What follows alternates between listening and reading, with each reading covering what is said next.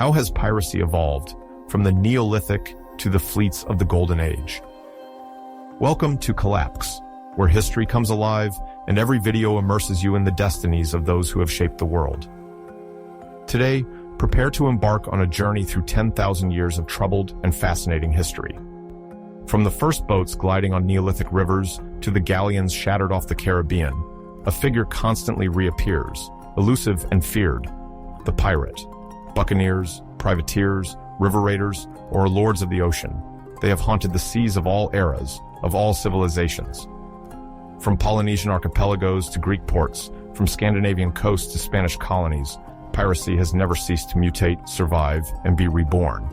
But behind the romantic image of the black flag, a question remains. How has piracy evolved? Was it a chaotic scourge or a brutal response to an unjust order? But before setting off on a new adventure, don't forget to like the video and subscribe to the channel so you don't miss anything. Thank you and enjoy the journey.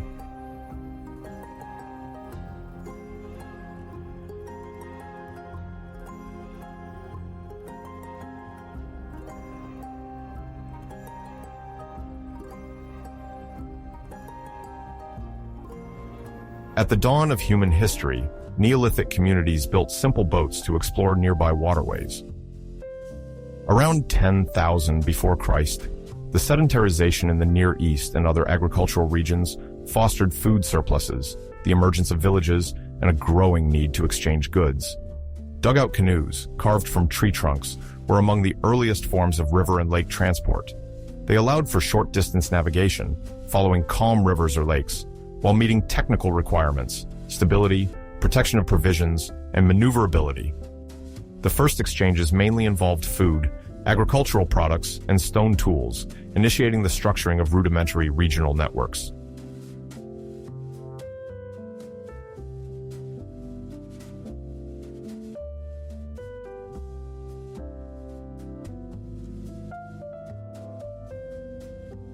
Gradually, contacts extended beyond rivers and lakes.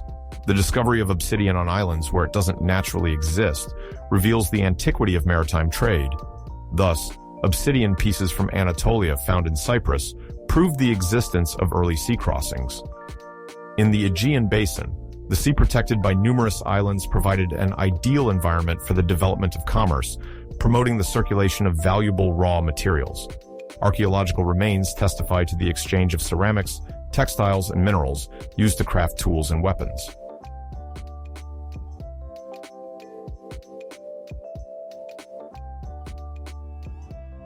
This movement dynamic by water also concerned the great river valleys, cradles of civilizations.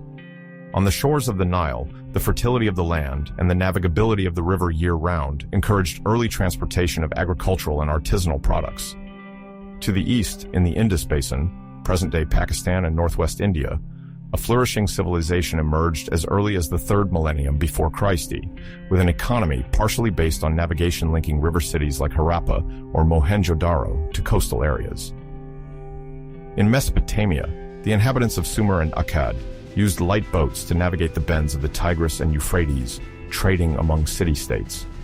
The supply of rare resources like wood or metals, absent in the Mesopotamian plain, already required long and risky expeditions, reinforcing the gradual structuring of economic networks.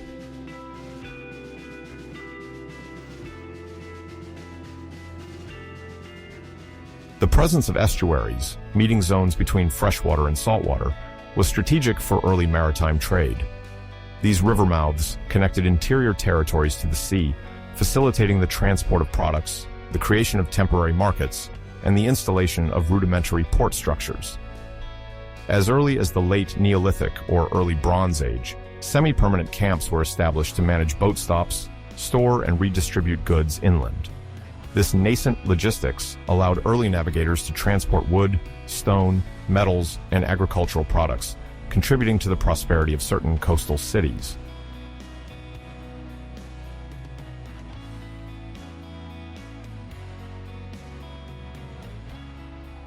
In this still largely unexplored world, piracy did not exist. Societies did not possess developed naval armaments, and trade was conducted on modest vessels, escorted by simple passengers armed with bows or spears. Yet, the vulnerability of these barges or canoes hinted at a future issue: the security of transportation routes. Small villages, scattered across vast territories, lacked the resources to patrol strategic passages. Some opportunistic groups, acting from a riverbank or ford, could attack or ransom travelers. This phenomenon, later designated as shoreline ravagers, did not yet amount to organized piracy.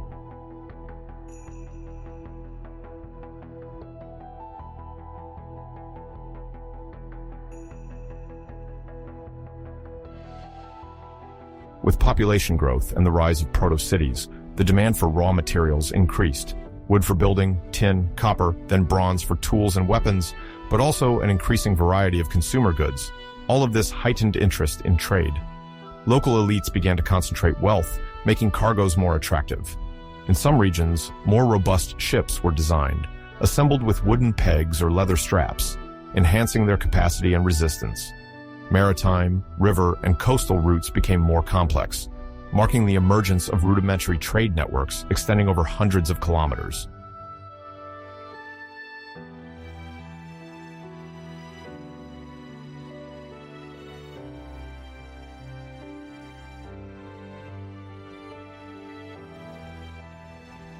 This development led to several consequences.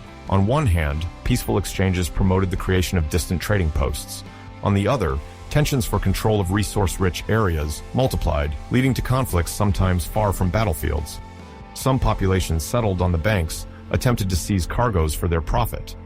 Before the emergence of proper piracy, there were already small-scale raiding groups operating, taking advantage of the absence of maritime or river authorities to conduct raids or pillage.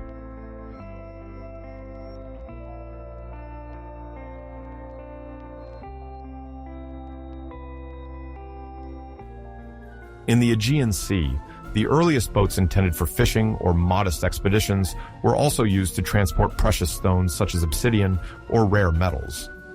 The peoples of the pre-classical Greek archipelagos were developing increasing mastery of navigation in these calm waters, punctuated by stopovers. Coastal navigation, sailing from port to port, remained the most used method. By following the shore, one avoided the dangers of the open sea and found refuge in bad weather. This technique ensured the transition between river and maritime navigation, allowing isolated islands and cities to shine economically and culturally.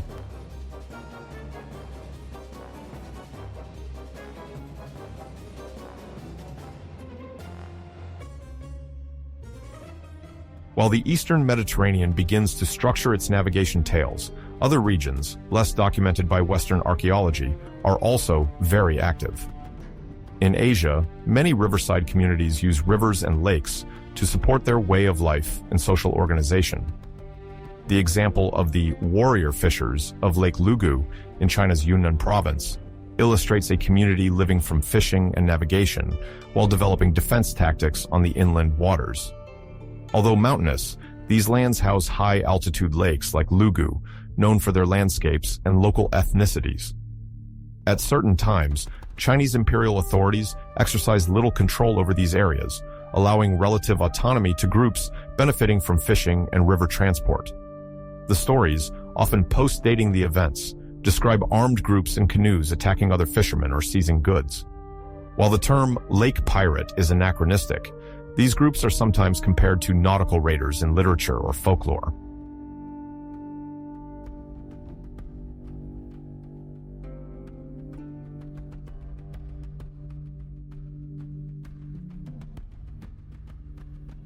Their motivations vary to secure sought-after resources such as fish or salt, or intercept valuable cargoes between villages. Rivers and lakes thus become strategic spaces where even artisanal naval superiority offers a clear advantage. This phenomenon remains local, occasional, without cohesion, comparable to the large networks of pirates or corsairs. Emerging chiefdoms or kingdoms do not always have the military means to monitor these river or lake routes. The lack of control strengthens the temptation to conduct quick expeditions before retreating into hard-to-access areas.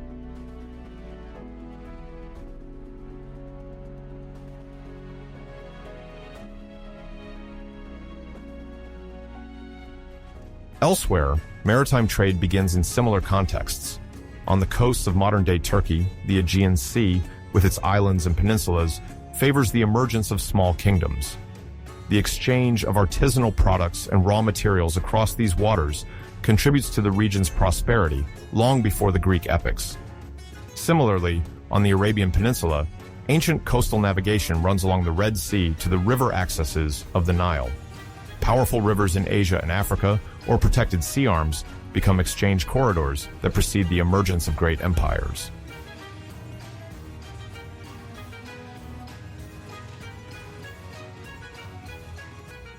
Improvements in shipbuilding gradually extend the range of voyages. The use of pitch or resin to seal hulls allows some boats to withstand rougher conditions.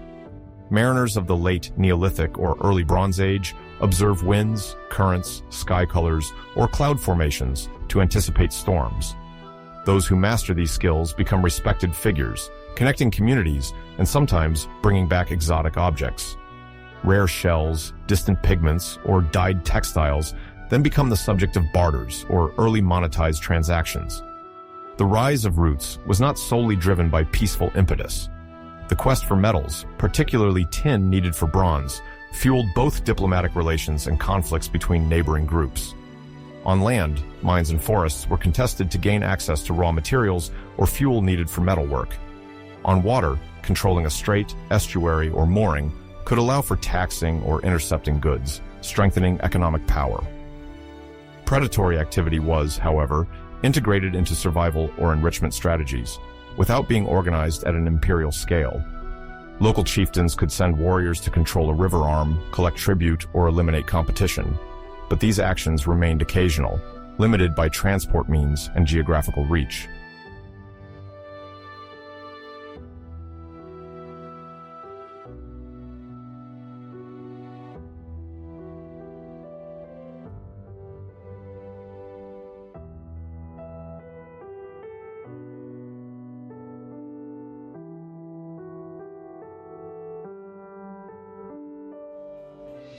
Barter and trade based on trust or reputation dominated in most cases.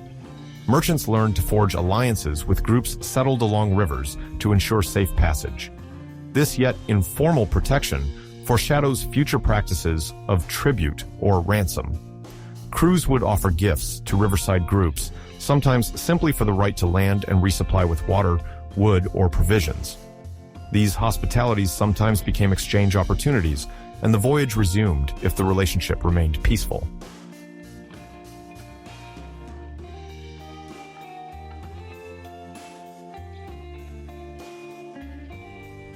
The concept of rivage raiders, used by modern historians to describe Neolithic and Bronze Age plundering, remains partly speculative. Written sources are lacking for this period, and archaeology offers a fragmented view. Some traces, sudden abandonments, human remains, rapid fortifications, suggest that the desire for goods transported by water might have led to organized aggressions. The coordination necessary for these attacks already foreshadows the more structured maritime raids of the following centuries.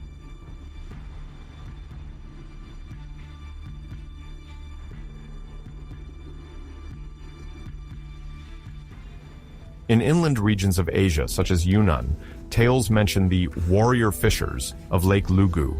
Local legends speak of clans traversing the lake to attack rival villages and seize food or valuable objects. Historians wonder about their reality. Were they mere skirmishes or structured banditry? The isolation of the lake likely encouraged autonomously a culture of navigation and conflict in a context where control of waterways supported community prosperity.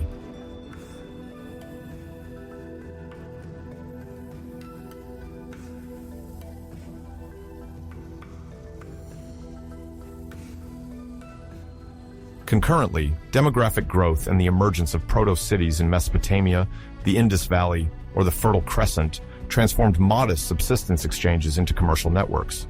The goods circulating along these routes increasingly varied: ceramics, semi-precious stones, agricultural products, metals, textiles, attracted both merchants and plunderers. In the absence of a centralized naval authority, security remained fragile. The first states could protect only certain strategic sectors by placing garrisons or rudimentary guard posts.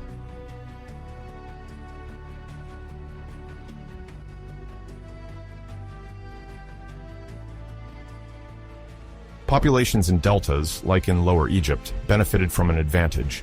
The fertility of the soils and the centralized administration around a capital allowed the pharaonic authority to mobilize troops to protect trade routes. Elsewhere, coastal traders and boatmen had to rely on local alliances or detours. At the borders of unified territories, some tribes demanded passage fees when they held military superiority.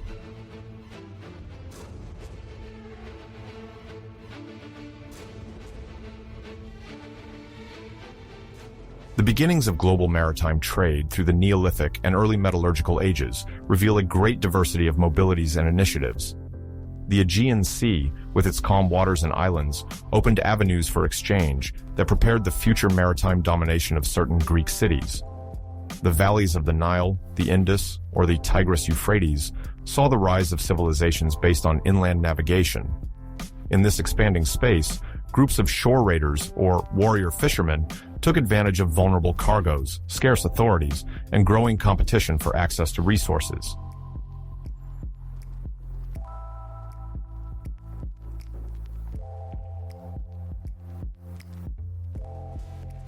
In the case of Lake Lugu, these warrior fishermen illustrate a form of small-scale inland piracy, carried out by local clans seizing goods in transit. The sources, often oral, mention ambushes carried out from canoes, village alliances for defense, or miniature naval battles consisting of ramming the opponent in the absence of marine rams. Myth blends with reality, but the idea persists. Wherever goods circulate without protection, some seek to seize them by force, laying the foundations of what would later be known as piracy.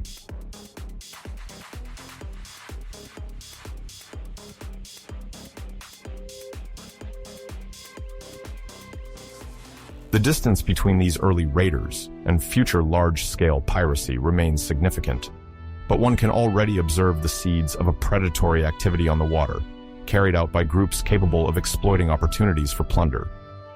Rivers, lakes, and sea branches become vital axes where fortunes and dangers coexist. In an international context marked by growing needs, metals, wood, agricultural exchanges, dependence on maritime and river networks intensifies, offering unprecedented potential to navigators or those who seek to seize the goods.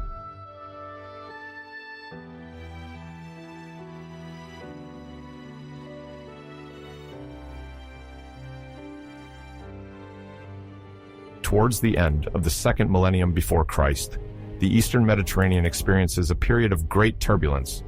As Egyptian, Hittite, and Mycenaean empires have long dominated trade, diplomacy, and cultural exchanges, a series of crises shakes the regional balance. This period, called the Late Bronze Age, culminates around 1200 before Christ, with the sudden arrival of vast population movements on maritime routes. It is in this context that the mysterious Sea Peoples emerge, major actors in the collapse of ancient political and commercial networks.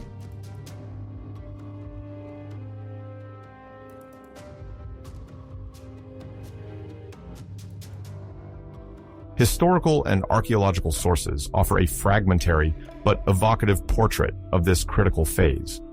The cuneiform tablets of Ugarit, a prosperous city of coastal Syria, indicate the progressive disintegration of exchanges between the Levant, Anatolia, and the Aegean. Shortages of raw materials, notably copper and tin necessary for bronze production, attest to the magnitude of the upheavals. For a long time, the simultaneous collapse of the great kingdoms was attributed to the actions of these Sea Peoples, an elusive group known mainly from Egyptian records and a few Hittite sources. Their origin remains debated.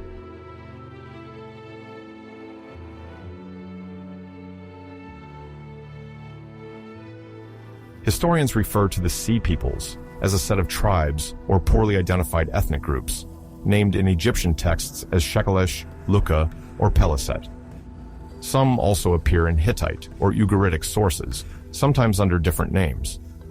The expression eventually came to designate a naval confederation whose coordinated attacks affected several regions of the Mediterranean basin.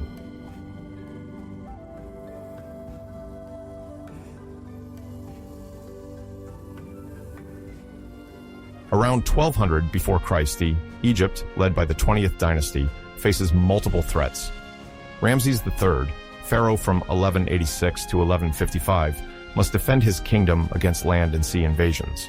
Chronicles from this time mention several battles, including a major naval confrontation represented on the reliefs of the mortuary temple of Medinet Habu on the west bank of Thebes. There, we see Egyptian ships confronting those of the invaders, with decorated prows carrying heavily armed warriors.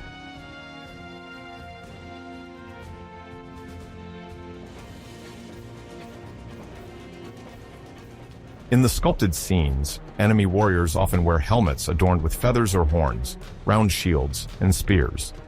Their appearance, distinct from that of Egyptian troops, suggests that they were mercenaries or populations from elsewhere. The texts of Medinet Habu also mention women and children accompanying these bands, which could indicate forced migrations. For the Egyptian scribes, this massive arrival by sea represented an unprecedented threat to the Nile Valley.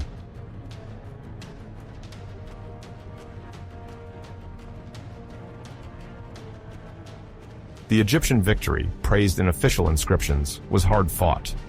The forces of Ramses III had to rely on a complex strategy, using the defensive architecture of the delta and naval superiority. Despite the victory, the following year was marked by internal unrest and economic difficulties.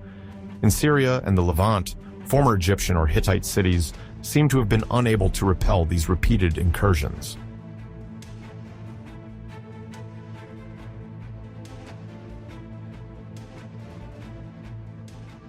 The fall of Ugarit symbolizes these upheavals. The city, famous for its cuneiform alphabet and cultural richness, maintained diplomatic relations with Egypt and Hittite Anatolia. According to the recovered tablets, it would have been caught by surprise by attacks from the sea. An inscription mentions enemy ships visible on the horizon, showing how feared this maritime danger was. The city seems to have lacked naval fortifications to defend itself.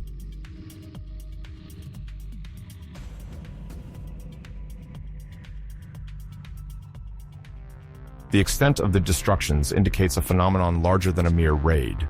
Hittite citadels in Anatolia, Mycenaean palaces in Greece, and Cypriot port cities display traces of contemporary devastation. Some researchers believe that the Sea Peoples formed a conglomerate of refugees, mercenaries, and adventurers taking advantage of the collapse of major kingdoms. A climatic event or famines might have triggered these population movements.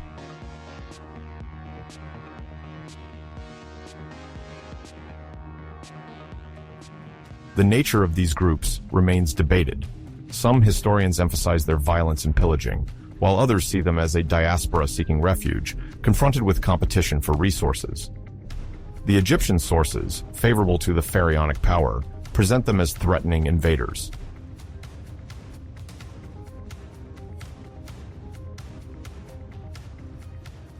Historiographically, the figure of the pirate refers to independent groups practicing maritime pillage.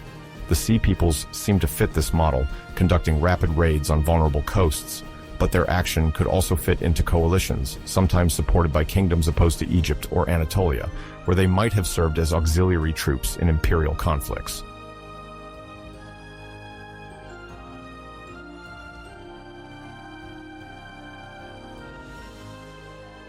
The Hittite sources, though limited, provide some clues supporting the idea of coordinated movements. They mention unidentified foreign fleets harassing ports on the southern coast of Anatolia in poorly defended regions. Already weakened by internal struggles and the pressure of peoples from the north, the Hittite kings could not deploy naval squadrons powerful enough to secure their coastline. This strategic void allowed the Sea Peoples to multiply their offensives and disrupt the regional order permanently.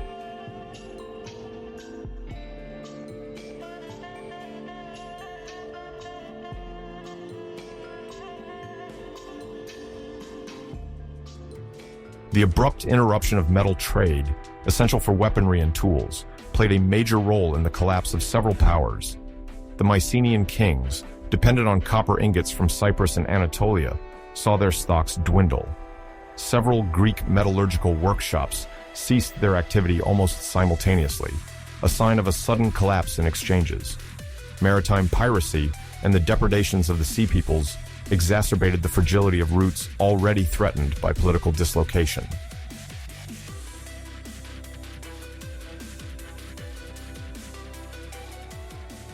Should we consider a coalition of pirates or disordered migrations? The sources suggest a chain of political crises, rivalries, shortages, climate changes, and population displacements. The Sea Peoples appear as the visible part of a larger phenomenon, marked by the decline of the great civilizations of the late Bronze Age. Economic interdependence linked their fate. The weakening of one undermined the whole, to the benefit of opportunistic assailants.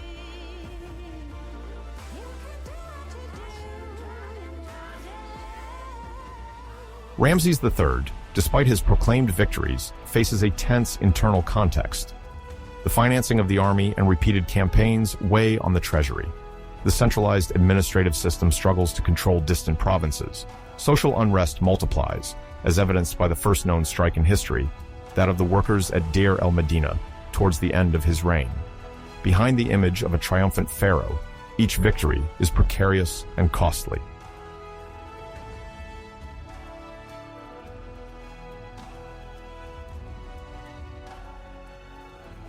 Beyond Egypt, this instability accelerates the fall of the Hittite Empire and lays the groundwork for transformations in Greece, where the Mycenaean civilization fades in favor of archaic city-states. On the Levantine coast, cities like Tyre or Sidon consolidate their autonomy and begin a maritime expansion. Through these successive attacks, a new map of power is drawn. The Sea Peoples, seen as aggressors or refugees, leave a lasting imprint on Mediterranean history. Pharaohs and Babylonian kings will remember these raids.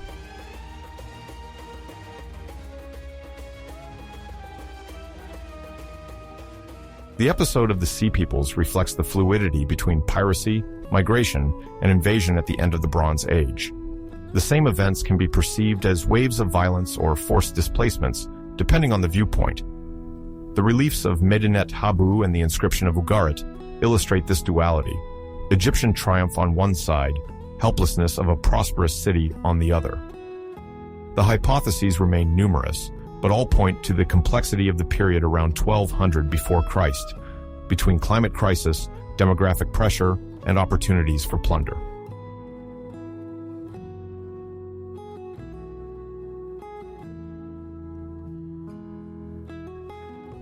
At the turn of the 8th and 7th centuries before Christ, the Greek world experiences an economic and cultural boom based on the sea.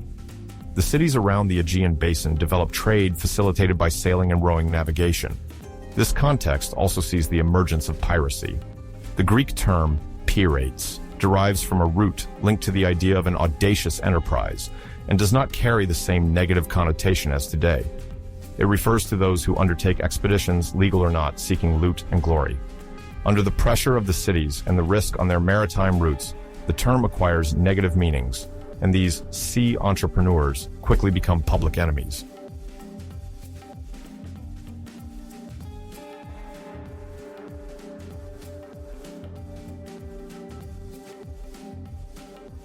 In the Aegean archipelago, several islands serve as natural bases for surprise attacks or concealment, notably Naxos and Samothrace.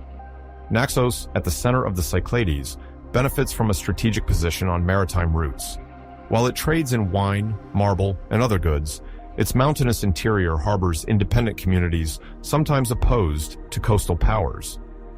Samothrace, further north, offers a rugged geography and marine hazards favoring ambushes. Its coves often serve for the rapid resale of stolen cargoes or ransom negotiations.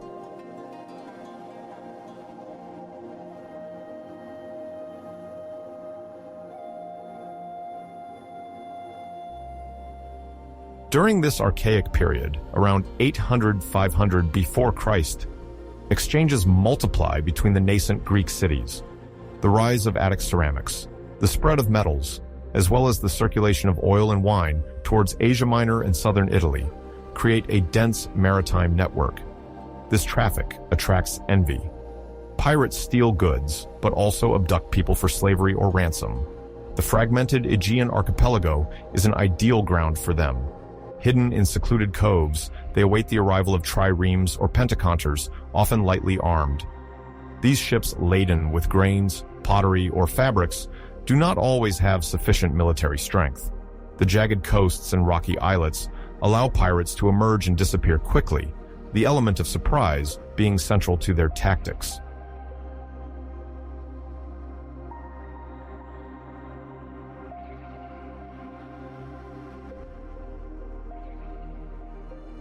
Ancient authors evoke piracy from nuanced angles. Homer, the epic poet of the 8th century before Christ, describes perilous sea voyages in the Odyssey and the Iliad. While his heroes are sometimes noble warriors, certain episodes clearly depict acts of piracy, coastal raids, captures of livestock or inhabitants. The Tyrrhenian pirates mentioned are linked to the peoples of central Italy, renowned sailors attacking Greek ships between the Aegean and Western Mediterranean. In the Homeric hymns, there are lightweight vessels manned by unscrupulous sailors seizing everything. Although sometimes the line between warriors and pirates is blurred, tradition shows that Homer describes an era where piracy and privateering are integral to ancient maritime customs.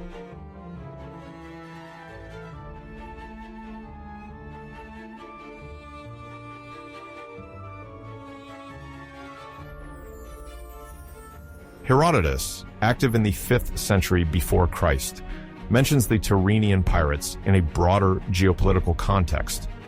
For him, these pirates are part of the Mediterranean landscape alongside the Phoenicians or the Carians. He highlights their brutal practices without excluding them from the economic organization of the time. He reports that the Tyrrhenians trade and then resort to maritime banditry when the profit is sufficient. This ambivalence reflects a reality where the line between merchant and pirate is thin. One becomes a marauder when the opportunity is too good to pass up.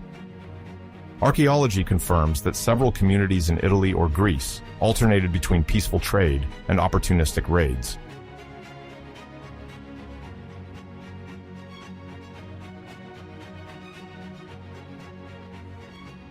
With the classical era around 500 before Christ, piracy consolidates, but repression intensifies. The Greco-Persian Wars, begun in 490 before Christ and the Greek victory in 479 before Christ, lead to the rise of Athens, now master of the Aegean Sea. This superiority is formalized with the Delian League, an alliance of island and coastal cities around Athens. Initially intended to fight against the Persian Empire, the League becomes an imperialist tool. The cities pay an annual tribute, the phoros, to maintain the fleet and fight piracy.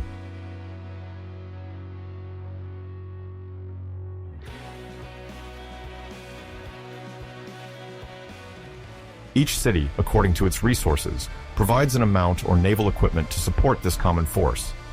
The Athenians patrol the Aegean and Ionian coasts, protecting allied ships. Inscriptions on the Acropolis and steles mention these tributes and naval deployments.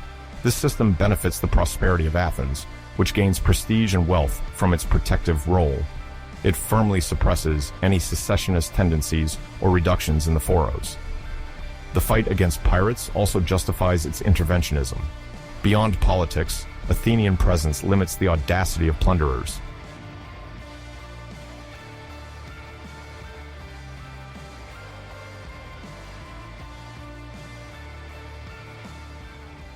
Despite these efforts, piracy persists. The Greek world, made up of many independent cities and islands, lacks centralized cohesion. Pirates circumvent monitored areas and withdraw to natural harbors in Asia Minor, where they trade their loot. Some peripheral cities profit from this resale and may look the other way for a commission. Classical sources, such as Aristophanes or Thucydides, suggest a tacit tolerance as long as piracy does not threaten Athenian interests. The coasts on the borders of the Delian League are often the first targets. A pirate prefers to attack an isolated ship from Egypt or Phoenicia rather than a powerful escorted Athenian trireme.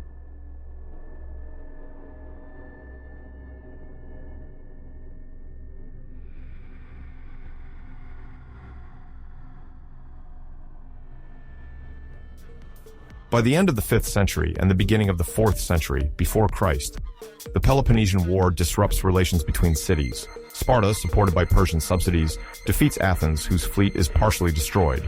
Control of the seas becomes uncertain, favoring the resurgence of piracy, less hindered by the Athenian navy.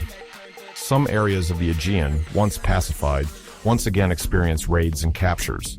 Sparta prefers to employ privateers or ally with certain plunderers rather than pacify the entire sea. Plutarch relates that Spartan captains deliberately let groups terrorize Athens' allies to suffocate their trade, highlighting the political role of piracy as a tool of weakening.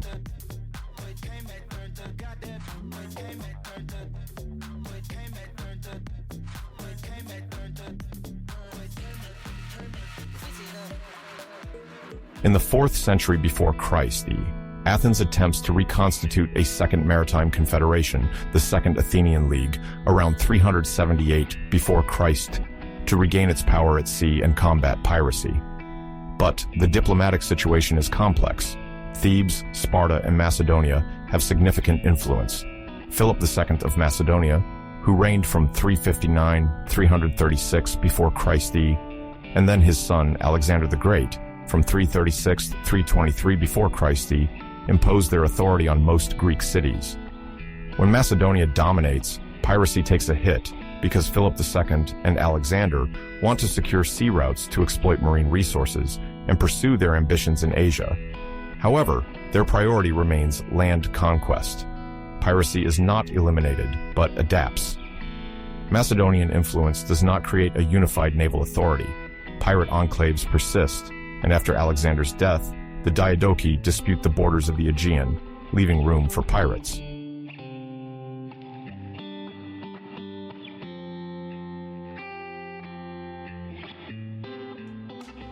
A mythical episode illustrates the Greek attitude towards these marauders, mixing fascination and condemnation: the capture of the young Dionysus by Tyrrhenian pirates.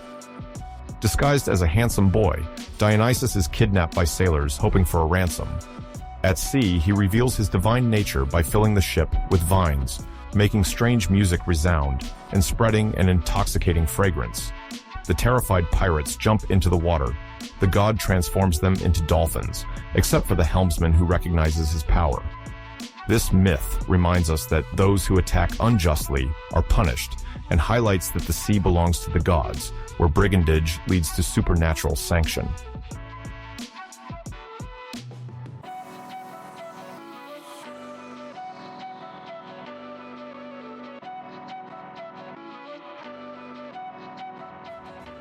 Mentioned in the Homeric hymn to Dionysus and other texts, this story shows how archaic and classical Greece integrates piracy into its foundational narratives.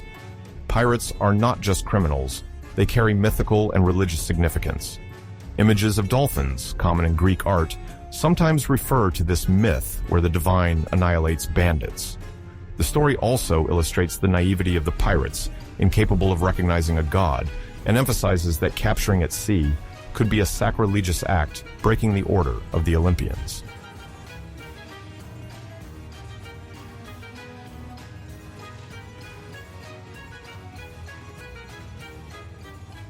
Other legends and stories evoke the lure of easy treasure and potential fortune for pirates. Various sources report that some create small coastal principalities, forming family alliances and local marriages to consolidate their power. They use the loot to recruit, arm ships, and expand their domain. Euripides' tragedies depict princesses kidnapped by sailors or heroes, forced to buy back their freedom, a dramatic device reflecting a reality. In these centuries of intense navigation, the risk of being captured by pirates remains high.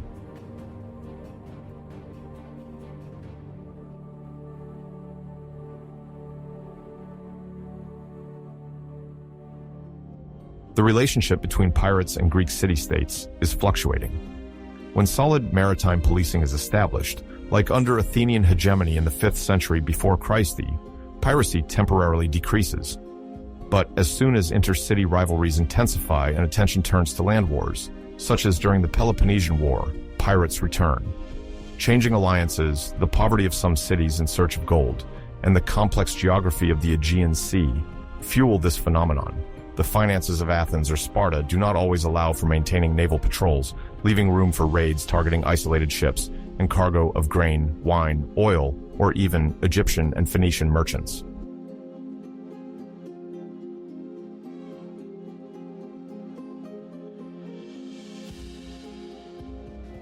In the 4th century before Christ, the downfall of Athenian hegemony, the brief Spartan dominance, and the Theban ascent compel cities to reassess their maritime security.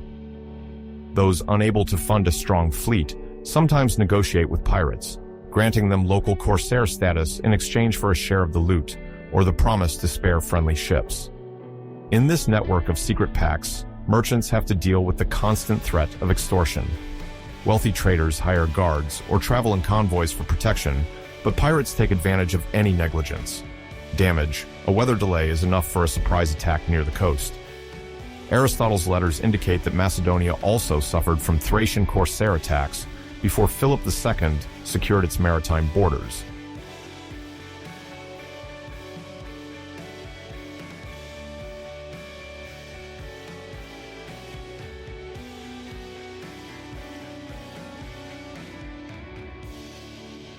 Throughout archaic and classical Greece, piracy develops with commercial growth.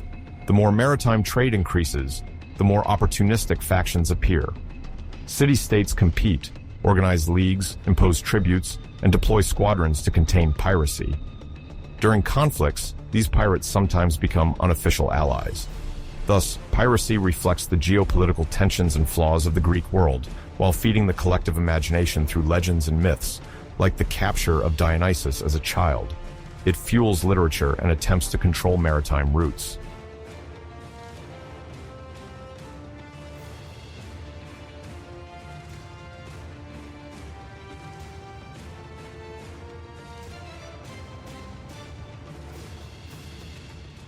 Calm periods result from powerful naval forces imposing order. Athens illustrates this in the 5th century with its phoros, a financial tribute that combats piracy and asserts its political and economic supremacy. This Athenian police of the seas is a precursor to the common sea, to be secured for collective prosperity. But Greece remains fragmented. In the rivalries between cities like Athens, Sparta, Thebes, or those of Asia Minor, pirates are endlessly reborn. As city-states struggle for land domination, ally, or reduce their naval budgets, piracy follows an equally changing course.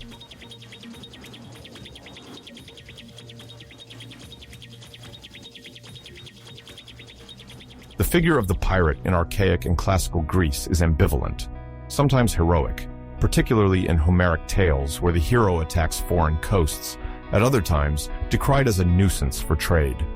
It eventually conforms to the dominant morality of the city-states. Athens presents itself as the protector of maritime routes by hunting down pirates, a rhetoric adopted by Sparta and other maritime powers. When a new power like Macedonia emerges, it fights against the pirates, while sometimes using their services to destabilize its rivals.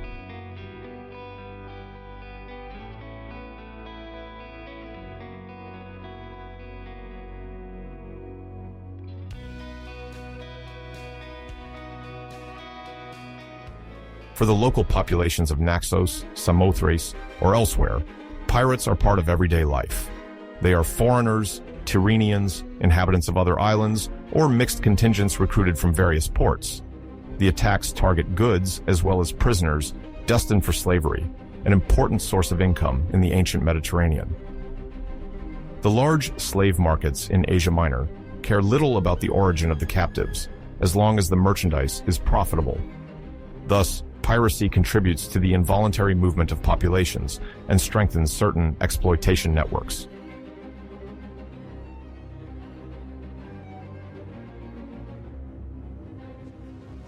The anecdote of Dionysus transforming the pirates into dolphins illustrates the importance of this myth in Greek culture. On numerous ceramics, Dionysus is depicted standing on a boat surrounded by dolphins, symbolizing his beauty and terrifying power, punishing the greed of the sailors. Piracy mixes historical fact and religious morality, where the gods protect worthy travelers and punish the criminals.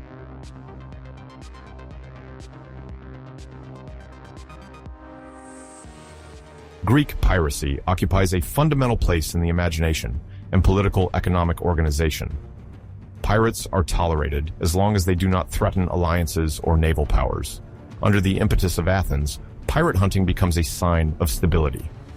Yet, the Aegean Sea, with its many islands and lack of durable political unity, always offers refuges to outlaws. Mythical tales, like that of Dionysus, remind us that the sea is a space where the line between adventurer and criminal is thin and can turn against the imprudent.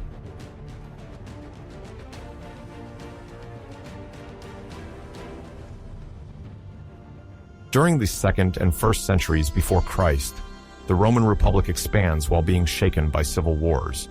Rivalries between generals like Marius, Sulla, Pompey, and Caesar create instability that weakens maritime supervision. Rome grows wealthy through campaigns in the east, where gold, silver, and precious objects flow, while the need for servile labor increases for the large agricultural estates and mines.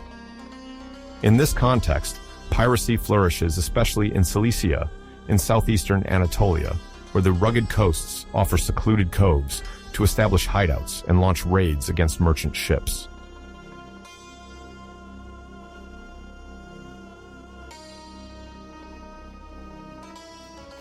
The Cilician pirates, attracted by the wealth of maritime commerce, possess fast fleets to surprise their targets and disappear quickly. They take advantage of internal Roman troubles and the lack of patrols to capture men and goods on the routes between the East and Italy. Slaves are a major source of profit, as Rome has an increasing need for this workforce. The local Roman governors struggle to curb them, lacking military means, or sometimes because of corruption.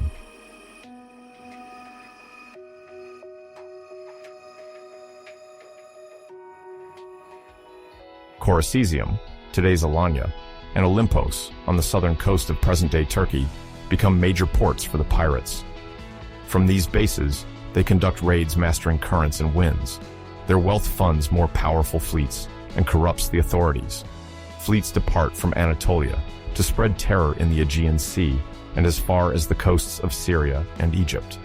The insecurity reaches a critical point, with numerous plunderings of Roman ships and attacks on coastal towns.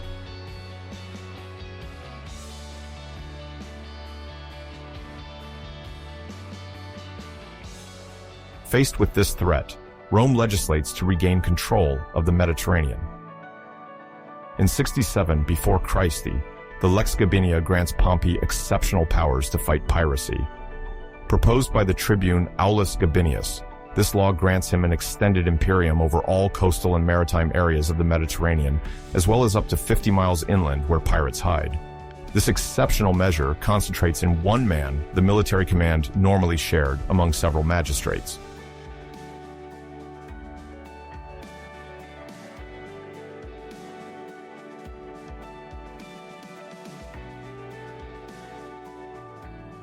Upon taking office, Pompey divided the Mediterranean into several command zones, each entrusted to legates responsible for eliminating piracy. He personally took charge of the Cilician region, the most dangerous one. In less than 3 months, pirate bases were destroyed, ships were confiscated or burned, and many leaders surrendered. According to ancient sources, Pompey even settled some repentant pirates in inland colonies to divert them from banditry. Regardless of any exaggerations, this swift campaign bolstered his reputation as a defender and pacifier of the Mare Nostrum.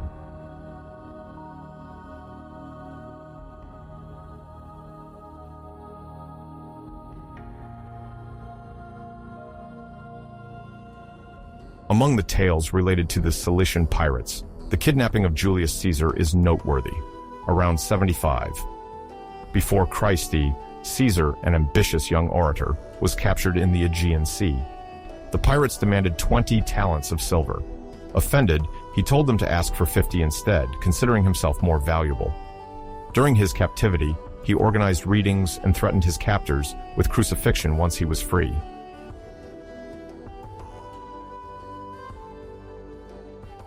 The pirates, believing it to be a joke, collected the ransom. Caesar was freed, went to Miletus, raised a fleet without waiting for authorization, hunted down his captors, and recovered his money. True to his word, he ordered their execution. Some say he had them strangled first before crucifying them. This episode helped shape Caesar's image as determined, audacious, and relentless, ready to face danger for his honor.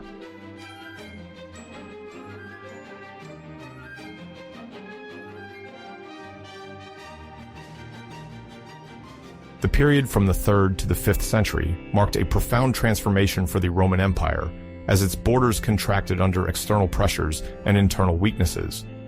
During the late Empire, the limes could no longer contain Germanic incursions. This retreat was partly due to military and economic crises, particularly under Gallienus from 253 to 268 and Aurelian from 270 to 275. Imperial power, often contested, struggled to renew an effective military administration. Roman soldiers, demoralized or under-equipped, were unable to prevent disturbances in northern Gaul, Germany, and along the Atlantic coast. The defensive setup, based on long fortifications and control of the Rhine or Danube, reached its limits, while the Roman fleet, essential for protecting maritime routes, deteriorated. Fleets once formidable, like the Classis Britannica under the Antonines, suffered from chronic shortages of financial and human resources, weakening surveillance of internal and coastal waters.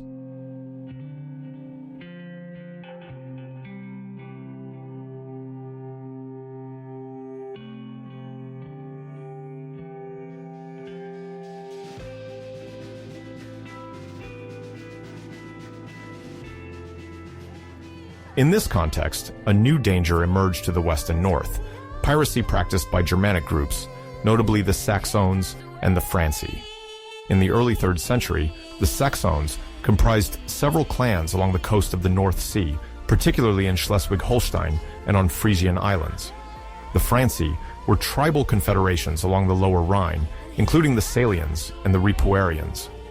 Attracted by wealth and Roman weakness, these warriors multiplied incursions on the shores of Armorica and Britain, using rudimentary boats capable of crossing the Channel. The Franks sometimes reached the estuaries of the Loire and the Garonne, exploiting a poorly monitored river network to plunder farms, villages, and caravans. Collaboration between Saxons and Franks intensified, pooling naval forces, knowledge of routes, and resources. Rome faced a growing threat on its western flank, while other peoples like the Alemanni or Goths threatened Central Europe.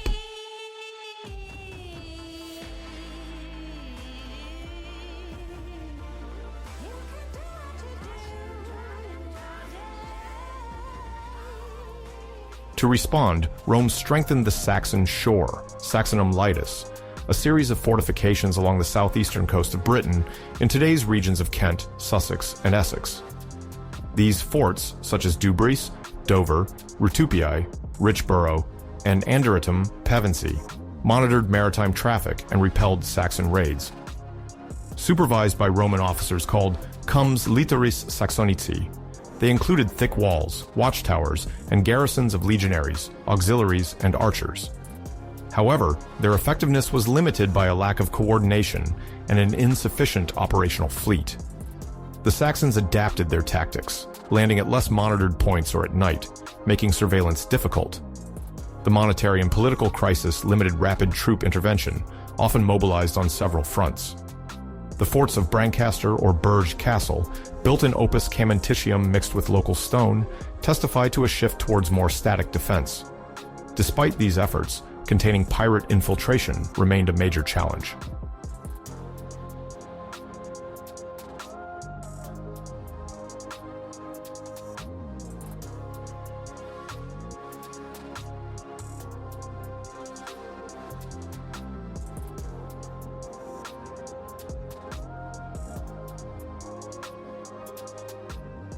In parallel, Saxon and Frankish piracy is expanding. In the English Channel, merchant convoys are frequently attacked, targeting goods such as wine, olive oil, or lead. The authorities dispatch improvised squadrons, composed of light boats to chase the intruders, with limited success. The Saxons know the tides and currents well, facilitating their maneuvers. Further south, around the Loire estuary, the Franks harass local populations and sometimes impose a tribute in exchange for peace, weakening the Gallo-Roman economy. Inland, the growing presence of Germanic federates, warriors settled in exchange for their military service, complicates the task for governors who are reluctant to confront powerful tribal chiefs capable of destabilizing provinces. Maritime security becomes crucial, but the meager resources of the state are no longer sufficient to guarantee lasting peace on the sea or on land.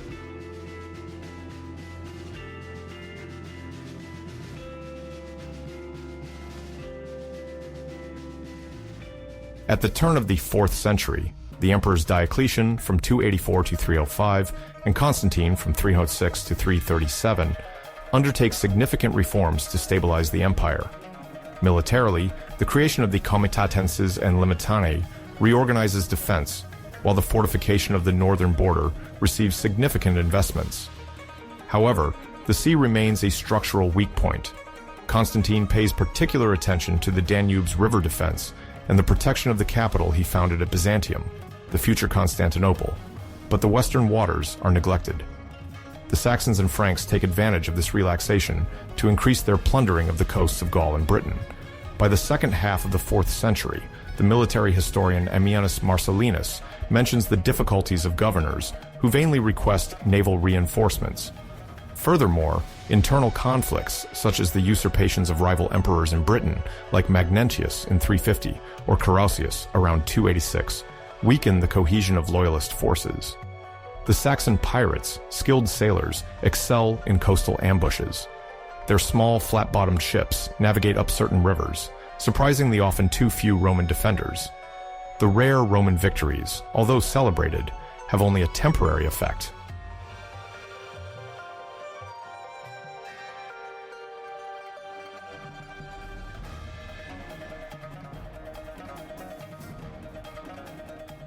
At the beginning of the 5th century, under Honorius from 395 to 423, and his successors, the situation in the west rapidly deteriorates. Roman troops are recalled from Italy, then Gaul, and finally from Britain, officially abandoning the island in 410. Deprived of a regular army, the Romano-British communities must defend themselves against attacks from the Picts coming from the north and the Saxons landing on the east coast. Numerous later sources, such as the Anglo-Saxon Chronicle of the 9th century, describe the Saxons sometimes as mercenaries invited by local chieftains, sometimes as invaders coming to seize fertile lands. This fragmentation of Roman power favors the emergence of small island kingdoms where piracy and pillaging take the form of private wars. In this context appears the episode of Chiron the Pirate, mentioned in some medieval saints' lives, which speak of a maritime bandit likely operating along the coasts of the English Channel. These hagiographic accounts mix reality with miraculous elements, such as the sudden conversion of the pirate or his flight before divine power. Despite their legendary dimension, they reflect the collective anxiety towards sea raids perceived as an almost supernatural threat.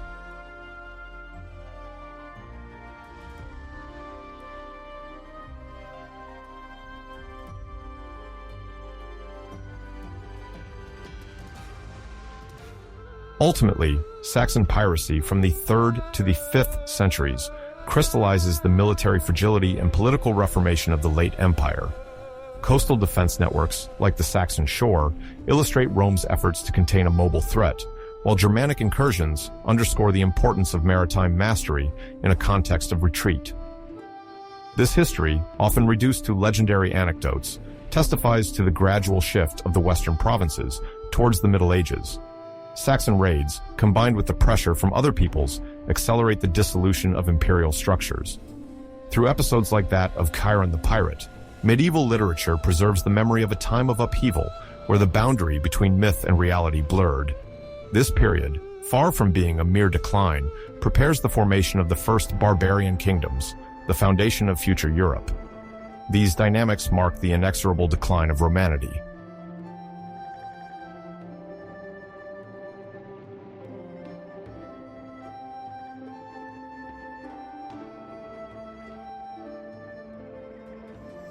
The Viking Age, from the 8th to the 11th century, corresponds to political and cultural upheavals in Northern Europe.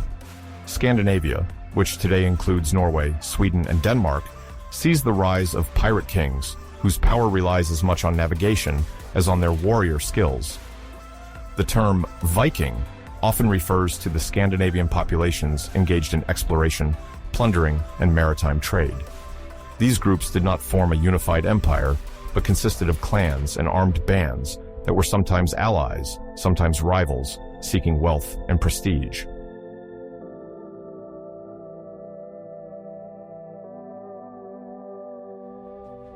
Technological advances explain their rapid expansion. The square sail, combined with the longships built in oak or pine, revolutionized maritime travel. These long, light ships, with a shallow draft, allowed for rapid and stable navigation, crossing the North Atlantic and venturing into rivers thanks to their shallow hull. The sail efficiently captured the wind when conditions were favorable. Otherwise, rowers maintained the speed. This versatility allowed the Vikings to move easily from the North Sea to the most remote estuaries, surprising populations unprepared for attacks from the water.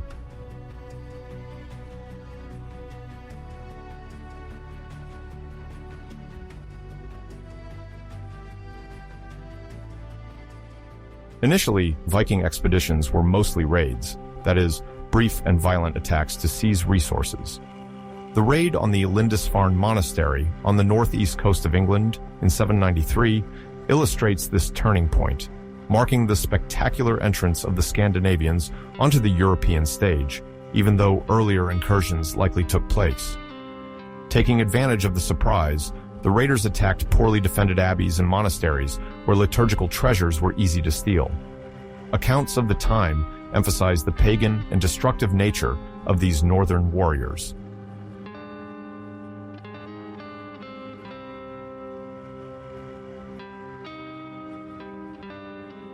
Gradually, these raids turned into lasting settlements.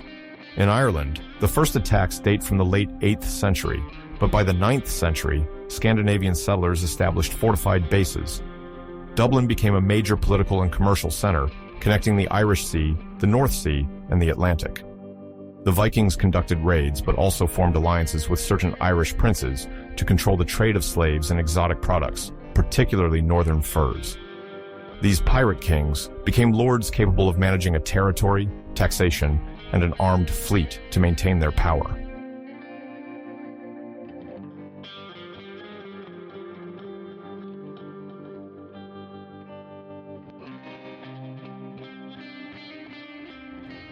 Another example of Viking colonization is Normandy. At the beginning of the 10th century, the leader Rollo threatened the Frankish kingdom with repeated raids. In a context of Carolingian weakness, King Charles III the Simple ceded part of northern France to Rollo in exchange for his protection against other Scandinavian raiders. Baptized Robert, Rollo established a feudal system on this territory, which became the Duchy of Normandy. His successors perpetuated the Scandinavian naval tradition while adopting the Frankish language and customs.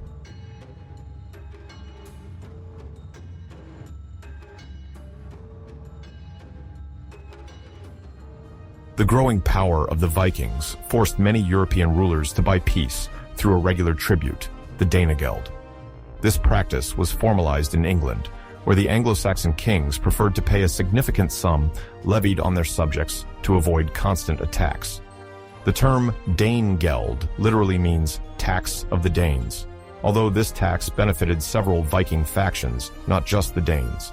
The sums collected financed the return or temporary dispersal of Scandinavian troops. However, the promise of a renewable tribute often attracted other fleets, as this source of gold motivated band leaders to maintain military pressure. Although humiliating for Christian kingdoms, this situation became a form of ransom diplomacy, where negotiation was preferred over fighting against elusive invaders.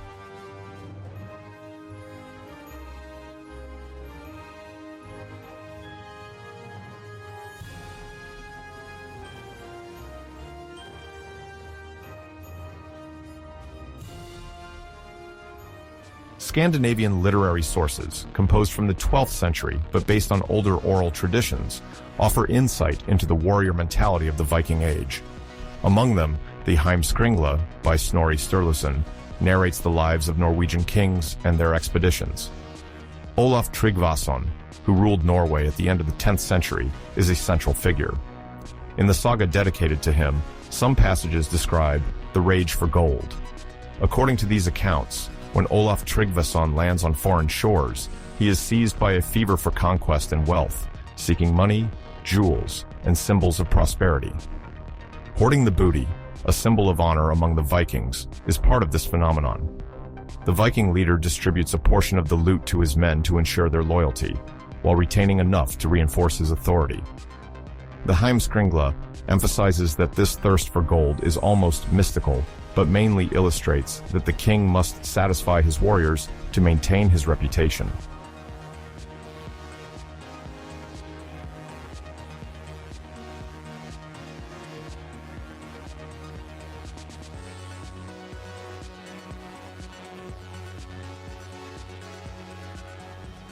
Despite their reputation as violence-thirsty barbarians, the Vikings also developed trade networks that structured part of the European economy. Alongside raids, there was active commerce in furs, amber, slaves, and artisanal products. Trading posts like Hedeby in present-day northern Germany or Birka in Sweden show that commercial logistics sometimes overlapped with piracy. The same swift and versatile ships were used for regular transport as well as opportunistic plundering. Archaeological remains testify to a society in full swing where wealth financed new expeditions. For several centuries, the coastal populations of the North Sea, the Atlantic, and the Baltic Sea lived under the constant threat of Viking ships while participating in negotiated exchanges with them.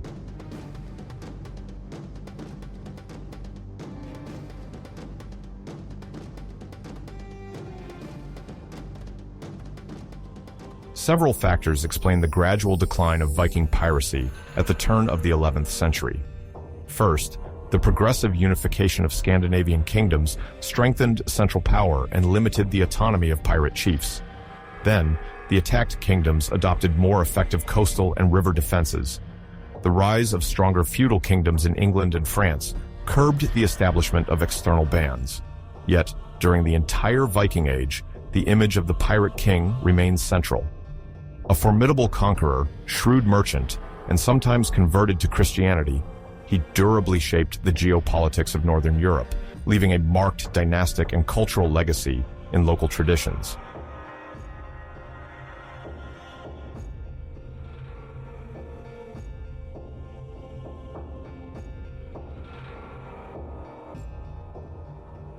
The early centuries of the second millennium transformed the Mediterranean into a vast field of naval confrontations, mixing religious interests and political ambitions. Piracy, meaning maritime attacks sometimes authorized by sovereigns or military leaders, created a complex landscape. Muslim and Christian corsairs clashed to control commerce, loot, and assert their power. The term corsair then referred to semi-independent sailors acting for princes or sea officials paid to attack enemy ships. Between the 11th and 15th centuries, several local and regional powers vied for maritime domination. On the Muslim side, the Barbary states of North Africa and the Andalusian taifas, born from the fragmentation of the Cordoba Caliphate. On the Christian side, military orders such as the Hospitallers, future Knights of Malta, as well as Iberian, Italian, or Provençal kingdoms, conducted expeditions to secure their routes and seize maritime prizes. This era remains full of mysteries, and understanding these struggles requires going back to the social and religious roots of medieval Mediterranean.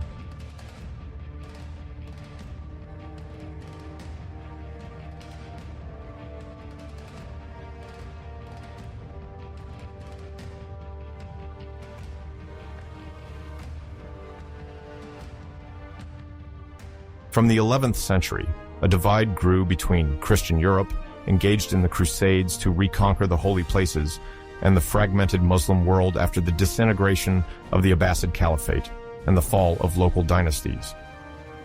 The Barbary states gathered various emirates and sultanates in the Maghreb between Morocco and Tunisia, which defended their coasts, protected commerce, or plundered Christian ships.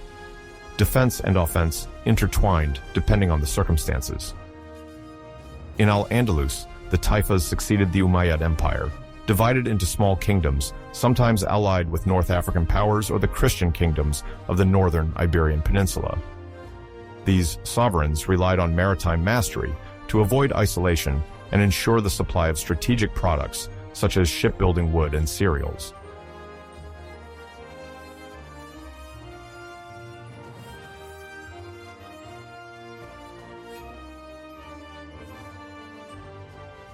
The Mediterranean is stirred among Christians by the Italian city-states of Genoa, Pisa, and Venice, which develop powerful merchant fleets escorted by armed ships. The great European monarchies view the sea as an extension of terrestrial battlefields. With mass pilgrimages and the Crusades, the notion of holy war naturally extends to the waters around the Holy Land. In response, some Muslim rulers advocate for maritime jihad, defending the coasts, preventing the resupply of Latin states in the east, and harassing European merchant ships. Christian and Muslim religious propaganda thus legitimizes the existence of privateers, working for their faith while accumulating economic gains. These profits finance the war or enrich the captains.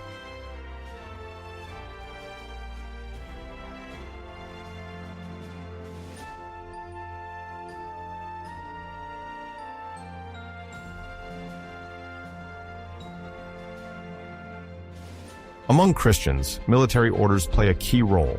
The Order of the Hospitallers, founded at the beginning of the 12th century to care for pilgrims in Jerusalem, becomes military. After the fall of Acre in 1291, they settle in Cyprus and then conquer Rhodes in 1309. From there, they strengthen their naval power and conduct privateering operations against Muslim ships in the eastern Mediterranean, participating in the naval crusades, applying terrestrial holy war to the sea. The Knights of Malta, heirs of the Order of St. John, continued this strategy from Malta from the mid-16th century, intercepting enemy galleys and caravels, boarding and plundering in the name of God, then donating a portion of the loot to the defense of Christian territories, gains the support of many lords who finance these expeditions.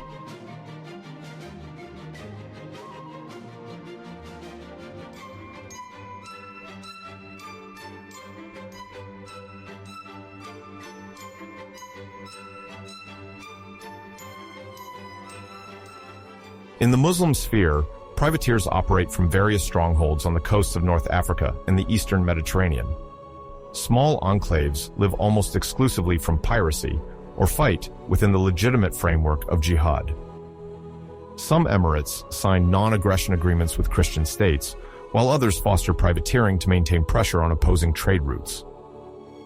The rise of the Almoravid dynasties in the 11th, 12th centuries and Almohads in the 12th, 13th centuries enhances coordination of fleets, which devastate Christian ports while protecting Tunis, Tripoli, or Ceuta.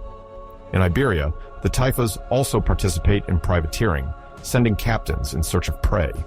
Internal rivalries are ambivalent. Some Muslim rulers prefer negotiating with a Christian king to counter a neighboring Taifa. The same logic is observed among Christians, who sometimes conclude treaties with Muslim ports to curb a more powerful Latin competitor.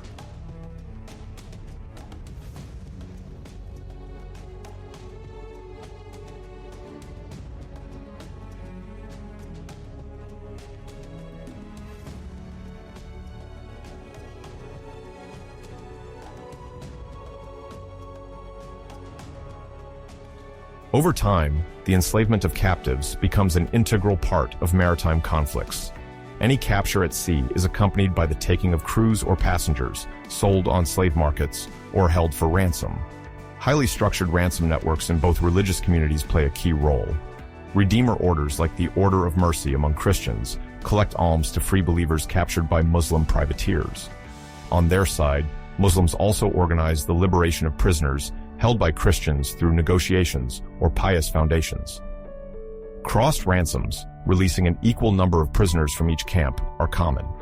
The practice of mukatabas also allows slaves to buy their freedom by paying fixed sums or performing tasks. Between France, Italy, Spain, and the Emirates of North Africa, diplomats and clerics negotiate ransoms fiercely.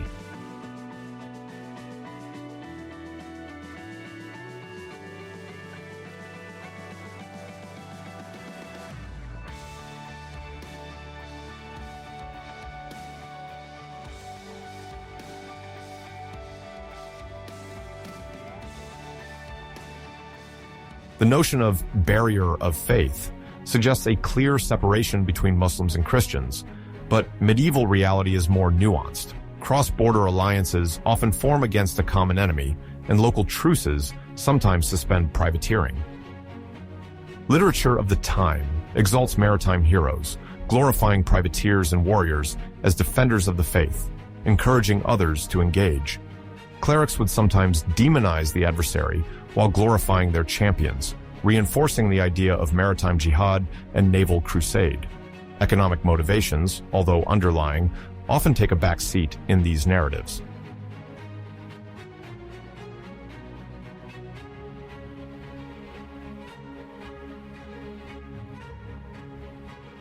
Technically, the period saw the rise of longer, faster, and more maneuverable galleys with efficient lateen sails. These ships were used by Andalusian flotillas and the military order's knights, who favored lightness and surprise. Small squadrons could appear near a poorly defended port to seize valuable cargoes, spices, silks, or metals from sub-Saharan Africa. Experienced corsairs mastered winds, currents, and coves to escape patrols.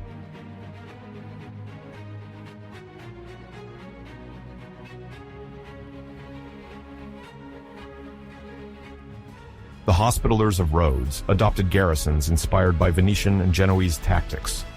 Some Muslim princes, aware of their fragile fleets, hired mercenaries, paid or authorized to plunder in exchange for a share of the gains. The Mediterranean became a strategic chessboard where family rivalries, the lure of gain, and faith coexisted. Despite the tension, commercial exchanges persisted through protected convoys or paid agreements.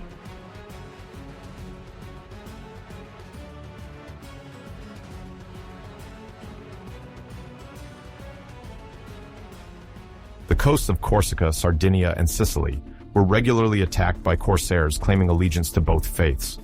These islands, strategic points in central Mediterranean, served as bases for maintaining ships and storing loot. Controlling a Sicilian port allowed redistribution of the captures to North Africa or Italy. Corsica, under Pisan then Genoese influence, suffered Muslim raids, while Corsican companies retaliated with punitive expeditions. This dynamic of attacks did not prevent the existence of weekly markets where colonial products and local crafts were exchanged.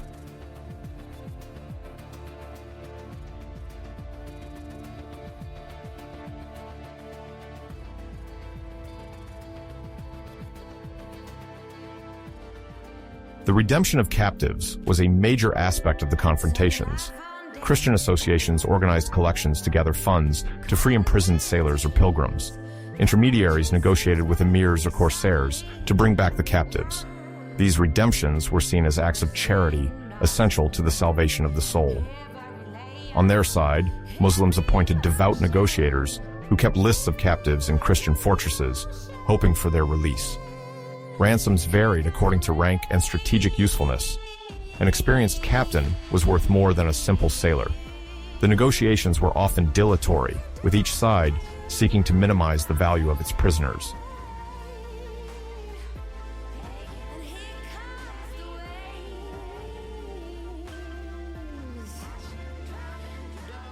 The concept of mukatabas, present in Muslim legal documentation, referred to a contract by which a slave could buy their freedom by paying a fixed sum.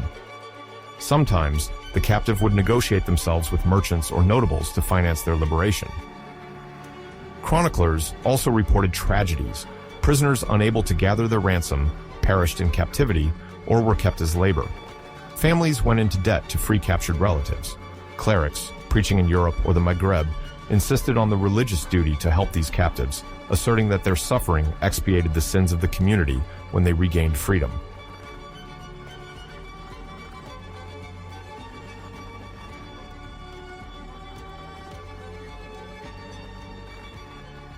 Amid the chaos, some women found themselves on the front line when their relatives were captured. Margaret of Anjou is one such example.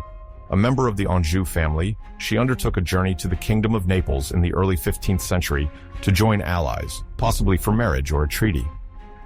During a stopover near the Balearic Islands, a Muslim fleet captured several ships, and Margaret was confined in a tower near the port of Majorca.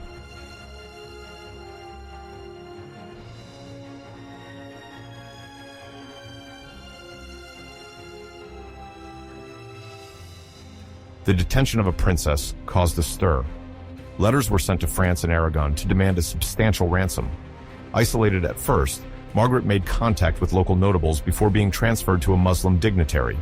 Clad in sumptuous garments and having saved a few jewels, she became the focus of a mobilization by the Anjou court, which sent emissaries with limited funds, while monks negotiated to reduce the ransom, emphasizing the symbolic importance of an honorable agreement.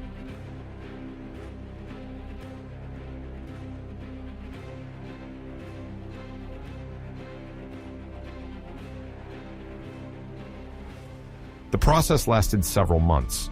An exchange with a Muslim lord held in Provence was considered and then refused. The population of Majorca was divided.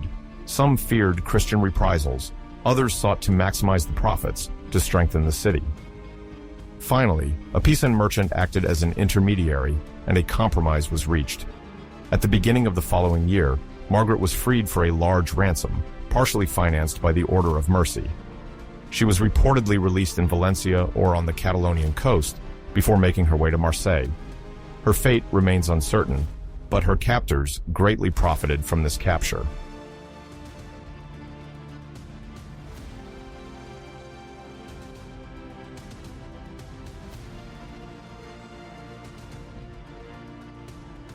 The story of Margaret of Anjou illustrates the tensions in the Mediterranean during the time of Muslim and Christian corsairs. Islands like Majorca, Sicily, or Rhodes become theaters of religious, economic, and political rivalries, while land conflicts continue elsewhere.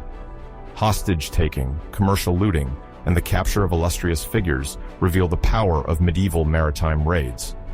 Far from being a simple episode, privateering supported or not by sovereigns influences the geopolitical balance of both shores of the Mediterranean for several centuries.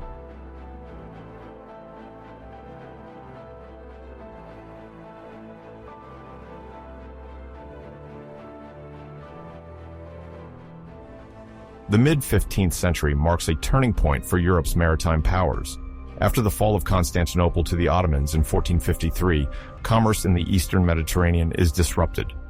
The Ottoman sultans now control the routes between Europe and Asian markets, especially for spices, silk, and other precious goods. The sovereigns of Western Europe, particularly the Portuguese, Castilians, and later the English, become aware of the strategic importance of navigation and seek new supply routes. Supported by their kings, discoverers, merchants, and sometimes pirates, pursue changing political and economic interests.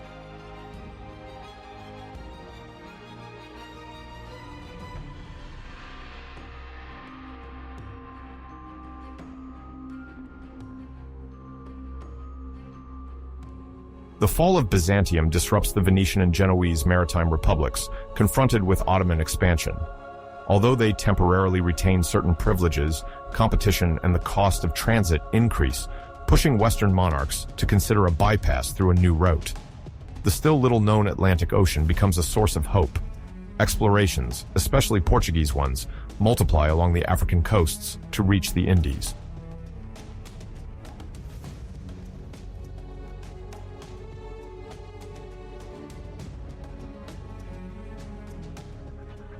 Under the impetus of Prince Henry of Portugal, known as Henry the Navigator, 1394-1460, expeditions depart from Sagres, near Cape St. Vincent, where a school of cartography and navigation gathers geographers, astronomers, and caravel builders. This light and manageable ship allows for high-sea exploration. Sailors reach the islands of Madeira and the Azores, then move south along the African coasts, seeking a route to the Indian Ocean to access spices without paying Ottoman taxes.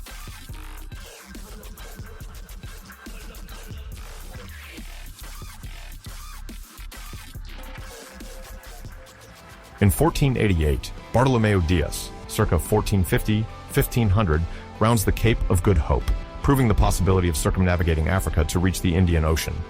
In 1498, Vasco da Gama, circa 1469-1524, reaches Calicut on the west coast of India, partly ending the Ottoman maritime monopoly. The Portuguese then establish a network of trading posts and fortresses along the African route to secure their commercial interests.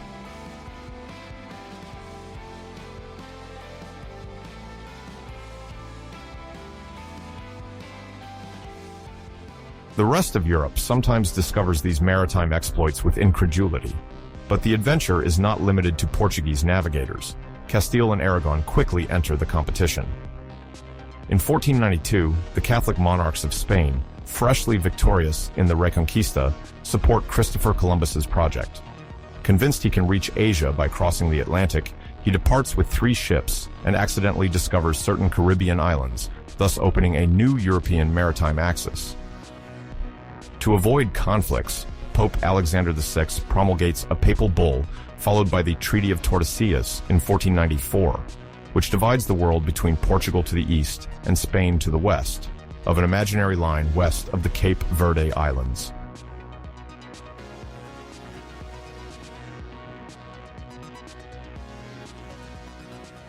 This treaty is quickly contested, particularly by sailors from the port of Lagos in southern Portugal.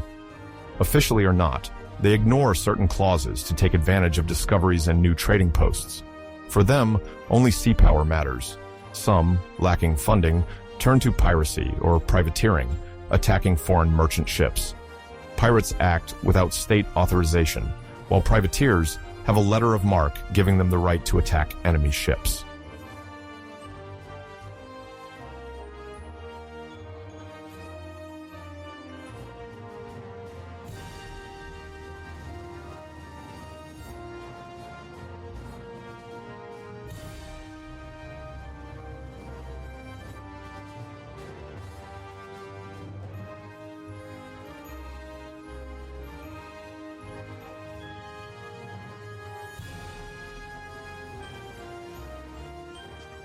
In the north, the young Kingdom of England, despite civil wars ending in 1487, sees the Iberian maritime expansion as both a model and a challenge. At the end of the 15th century, the Tudor dynasty takes hold, and Henry VII and then Henry VIII strengthen the English fleet, aware of the strategic importance of the sea. It is in this context that the sea dogs emerge, famous sailors like John Hawkins, initiator of the triangular trade between Europe, Africa, and the Antilles, and Francis Drake, explorer, privateer, and pirate, depending on the point of view.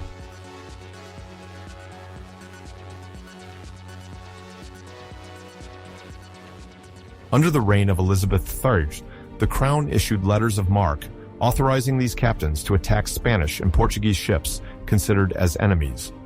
The Queen maintained an ambivalent stance, denying her official support while receiving a share of the spoils.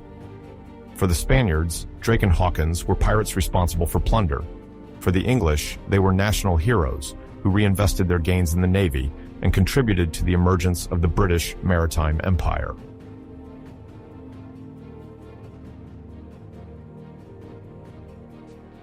Francis Drake symbolizes the evolution of piracy at the dawn of the Atlantic. Born into a modest family, he began as a simple sailor before moving up the ranks. In the Caribbean, he attacked the posts of Spanish power. In the mid-16th century, the rivalries between England and Spain translated into repeated acts of piracy. The caravels and galleons, laden with gold and silver from Peru and Mexico, became prime targets. The maritime routes passed through key points like Nombre de Dios or Portobello on the coast of present-day Panama, with Nombre de Dios housing a warehouse where part of the gold, extracted from Central and South America, transited.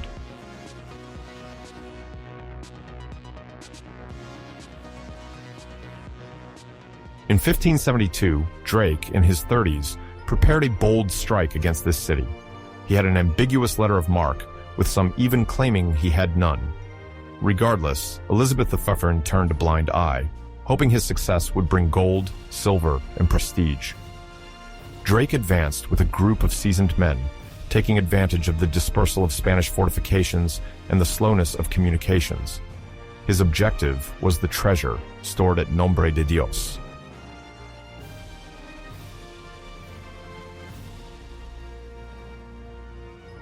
He led a surprise nighttime operation, managing to penetrate the warehouse despite Spanish resistance.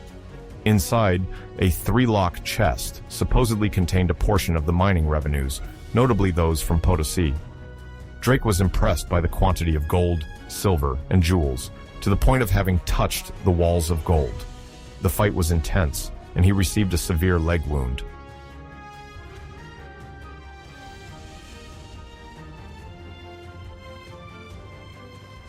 This symbolic attack temporarily sacked Nombre de Dios and humiliated Spain. The news of the exploit spread across Europe, enhancing Drake's reputation. Some sources mention a partial booty abandoned to escape the counterattack, or even a treasure hidden in the jungle. Upon returning to England, Drake offered Elizabeth I a mixture of gold and strategic information, fueling the naval rivalry with Spain. As an Oxford scholar wrote around 1575, the clash between a lion and a bull is preparing at sea, symbolizing the imminent confrontation between Spanish land power and English maritime power.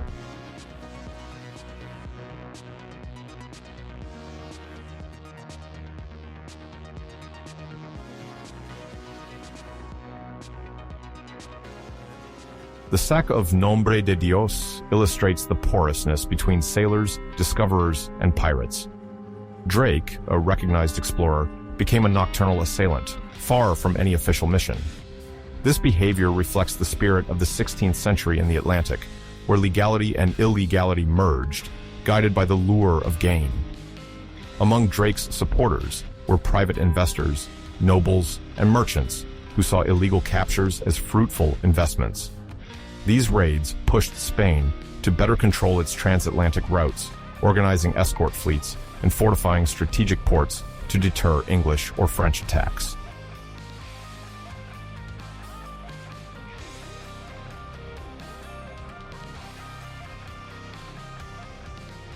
On the Portuguese coast, the sailors of Lagos were not left out. Frustrated by royal control, some also resorted to plunder, attacking Spanish ships, and sometimes competing Portuguese ones. Lagos, a strategic crossroads, served as a haven where stolen goods were discreetly resold. Several accounts mention the complicity of Portuguese officers, willing to turn a blind eye in exchange for bribes. International treaties like Tordesillas were barely applied in the face of ground realities, where profit prevailed in a hostile sea.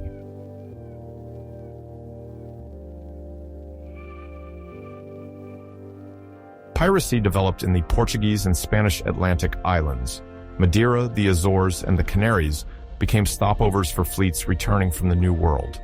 Ships could replenish water and supplies there, and targeted operations occasionally took place to seize cargoes. Despite efforts by Iberian monarchs to bolster garrisons, the distance complicated surveillance. Experienced sailors knew every isolated cove and easily eluded vigilance. Archives mention pirates seen only at night, whose ships vanished by morning, a sign of skilled navigation.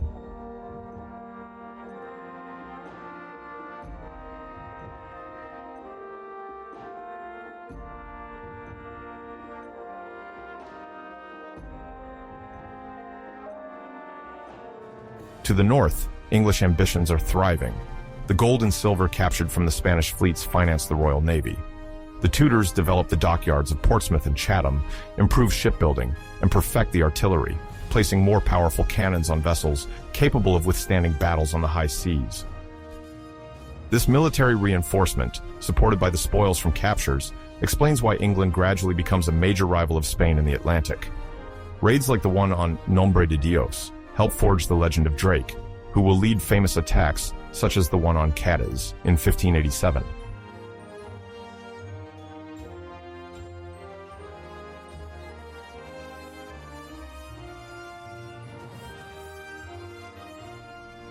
In parallel, other English navigators are searching for a northwest passage to Asia, bypassing America from the north, but the passage is blocked by the Arctic ice. Expeditions also skirt the east coast of Canada, reaching Newfoundland and its rich fishing banks. This flurry of explorations shows that curiosity combined with the pursuit of profits contributes to the spread of navigation. Sovereigns tolerate this blend of ambition, risk, and more or less controlled piracy, seeing a chance for enrichment and extension of their influence.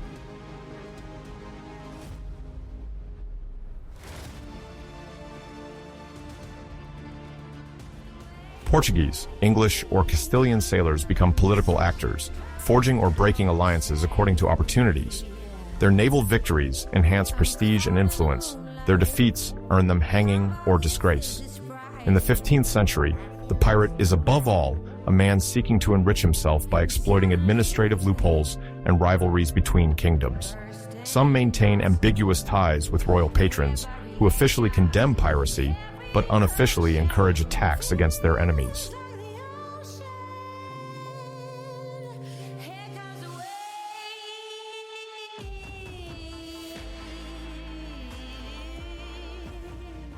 Among Portuguese, Spaniards, and English, there is a swing between official conquest and smuggling, exploration, and unapproved raids.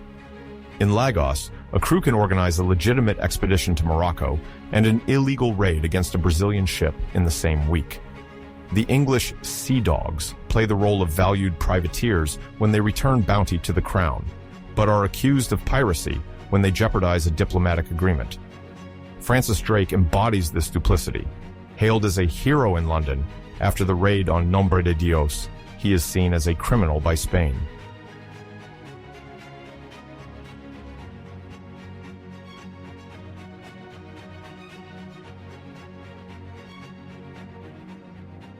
Beyond dramatic attacks, a new balance is being created in the Atlantic. The Spaniards exploit enormous quantities of silver through their American viceroyalties, flooding Europe and disrupting economies. The Portuguese profit from the Indies route and spices, maintaining commercial dominance. The English, initially less powerful, combine subsidies and piracy to assert themselves. Other powers, like France, struggle to keep up due to internal conflicts and maritime delays.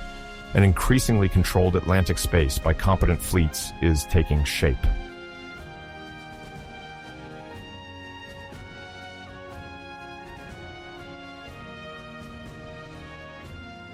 The treasure captured at Nombre de Dios in 1572 symbolizes the greed for New World gold. The wealth brought back by Drake is enormous and earns him a noble title in 1581. For Philip II, he is public enemy number one. Drake proves that a small, well-organized group can deal a psychological blow to the greatest colonial power. This success inspires other British captains like Frobisher or Raleigh.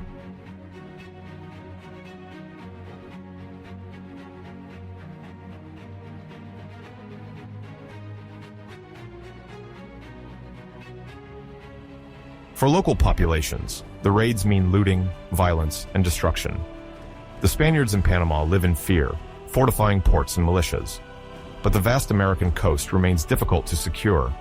Pirates and privateers find support in the islands or within colonial rivalries, each seeking to divert gold without arousing the authorities' suspicion.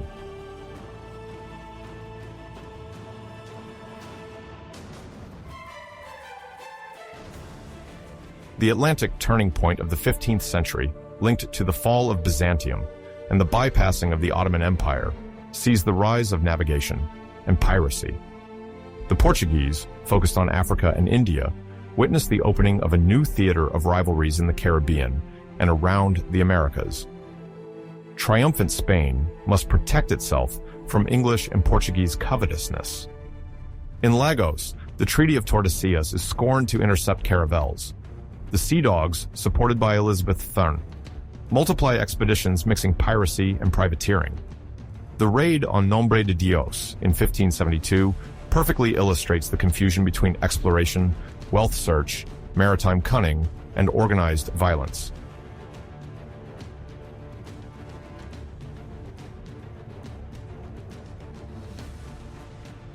In the 16th century, the Asian coastline was the scene of intense commercial rivalries.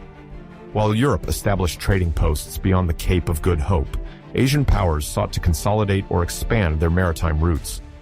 The East China Sea, the South China Sea, and the Straits of Southeast Asia became major crossroads of global trade.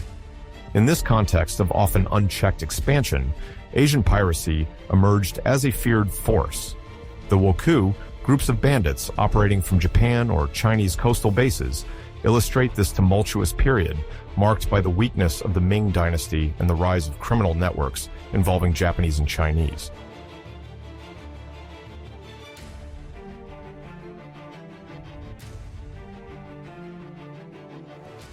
The Wokou appeared as early as the 14th century, taking advantage of the Chinese court's limited control over its coasts. Initially, they were mostly Japanese warriors, samurais, or minor clans who attacked coastal villages and merchant ships. Gradually, this piracy diversified with the arrival of Chinese and Korean sailors seeking income and opportunities. In the 16th century, the Wokou's activity was concentrated on the Chinese coast, from Shandong to Guangdong. Japan remained a major base, but the networks extended over a wide geographical arc, facilitating the circulation of loot and recruits through clandestine ports.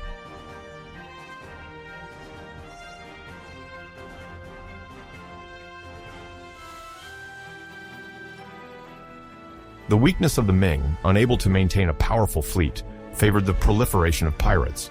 Prioritizing land defenses against the Mongols and rebellions, the rulers conducted limited repressions, dispersing without eradicating the bands. Moreover, a smuggling system developed, with merchants negotiating with pirates to trade forbidden goods. The line between trade and brigandage was blurred, complicating the fight especially since some corrupt officials turned a blind eye in exchange for bribes.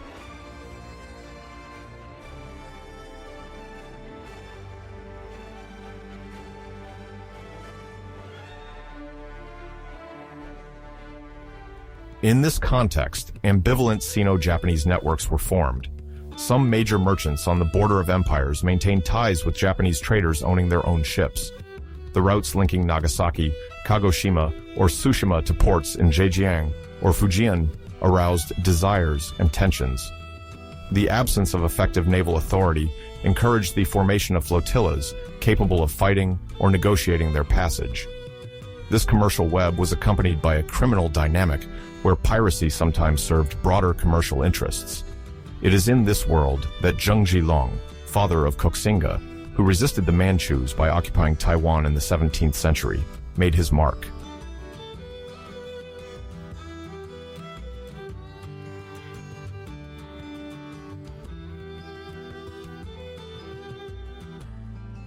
Zheng Zhilong, born in the Fujian province at the beginning of the 17th century, grew up in an environment where the line between merchant and pirate was often blurred. An adventurous young man, he went to Japan, learned the local customs, then frequented the trading posts of Macau. His ability to maneuver between Lusophone, Chinese, and Japanese communities allowed him to build a vast maritime network, specializing in the trade of silk, porcelain, but also in arms trafficking and possibly opium. At that time, piracy protected its interests or ransomed competitors, escaping the grip of the crisis-ridden Ming. Thanks to strategic alliances, Zheng Zhilong became a key figure in Fujian, negotiating with imperial authorities and defending the region against other pirates. His son, Zheng Chenggong, known as Koxinga, would inherit this maritime power to fight the Manchus after the fall of the Ming in 1644.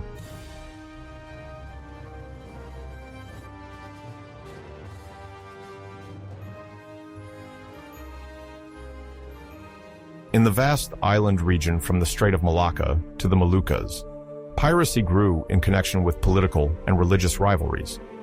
In the 16th century, Southeast Asia was subjected to the growing influence of European merchants and missionaries, first Portuguese, then Dutch, establishing strategic forts and trading posts. The sultans of Aceh claimed authority over the spice trade passing through Malacca, while the Sultanate of Johor and other local powers bargained access to foreign merchants. This competition, along with political decentralization, favored the emergence of independent armed ships.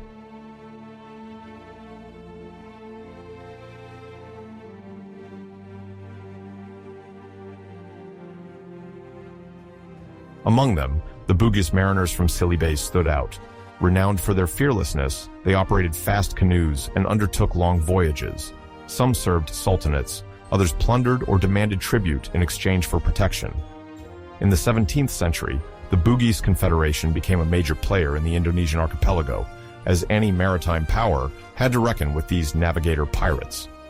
Their knowledge of currents and coastal shelters conferred them a near invincibility, as long as no effective coalition formed against them.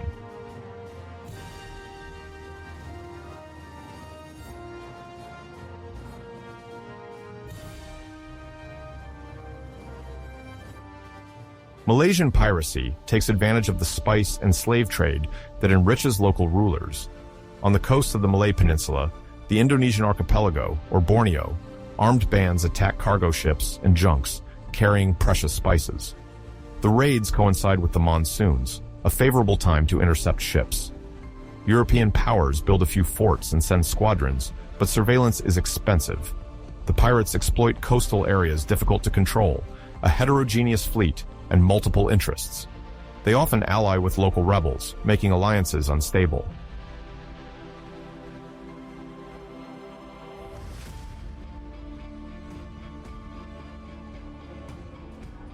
Beyond regional identities, Asian piracy in the 16th and 17th centuries reflects the complexity of relations between emerging states, ambitious merchants, and autonomous maritime communities. Pirates are sometimes former soldiers, commoners turned officers of fortune, or adventurers ready to serve the highest bidder. Some see themselves as protectors of coastal populations against the abusive taxation of weakened dynasties or sultanates.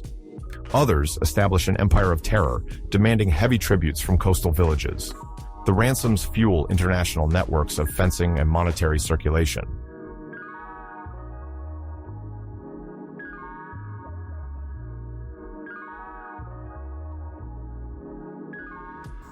A notable but late example is Zheng Yi Sao, known as Qing Shi, or Captain Madame Qing. Although her rise took place in the early 19th century, she embodies the continuity of dynamics established since the 16th century. Originally from Guangdong, she was first the wife of a pirate, Zheng Yi, from whom she inherited the name and command upon his death. Her fleet, organized into hierarchical squadrons, dominated the South China Sea, threatening Chinese, Western, and local Sultanate commercial traffic.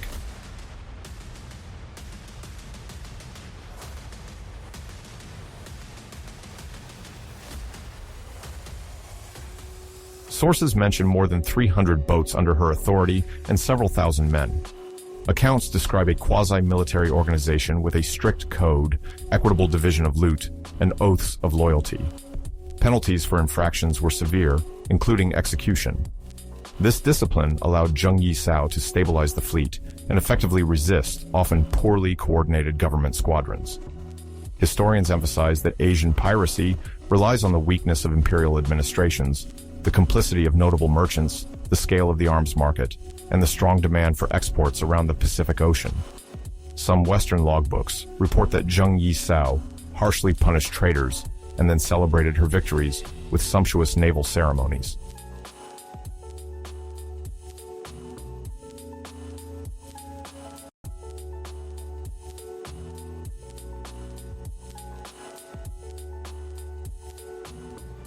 Between 1650 and 1730, the Caribbean Sea was the scene of the golden age of piracy. This phenomenon occurred as Spain, weakened by internal conflicts and the loss of territories, lost its colonial monopoly, while France and England strengthened thanks to their colonies. The Caribbean islands, rich in soils favorable to sugarcane cultivation, attracted planters and fostered the creation of sugar and rum plantations, as well as other lucrative products. Maritime trade, essential to these colonies, was constantly threatened by pirates seeking any profit. The Spanish withdrawal left a strategic void on many coasts, paving the way for the formation of pirate enclaves, sometimes referred to as republics, due to their unique organization.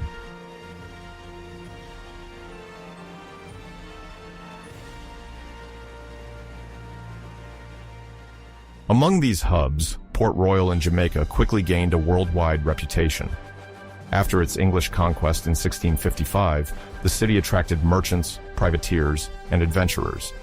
The British authorities, keen to counter Spain, sometimes turned a blind eye to the excesses of these sailors who targeted Iberian ships. Port Royal became a hub of illicit trade and debauchery, offering pirates a refuge to sell their plunder. Taverns and gambling houses thrived there, and the city was dubbed the richest and wickedest on earth. Yet, this opulence concealed constant instability, with bloody rivalries between sea bandits and frequent shifts in European alliances blurring the line between privateers and pirates.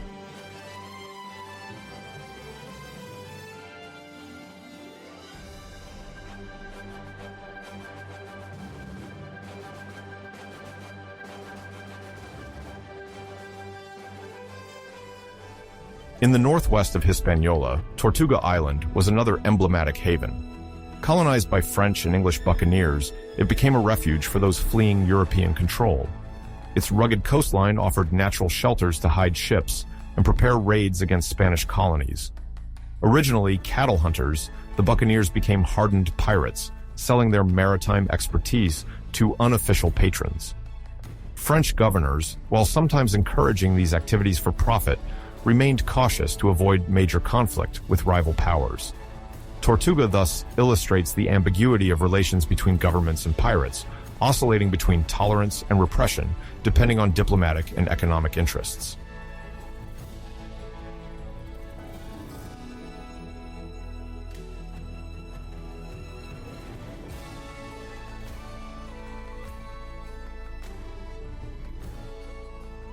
Further east, in the Bahamas archipelago, Nassau became one of the main centers of Caribbean piracy at the end of the 17th century.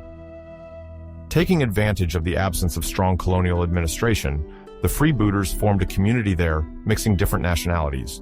They shared the loot, drafted codes of conduct, sometimes elected their captains, and lived by rules quite distinct from European monarchies. This anarchic microcosm was explained by political uncertainty. Great Britain, often at war with France or Spain, had to concentrate its military efforts elsewhere. British ships often neglected less strategic areas, leaving pirates an ideal refuge in Nassau, protected by its islets and reefs, difficult to conquer militarily. Despite occasional intervention attempts by London authorities, order was never really restored.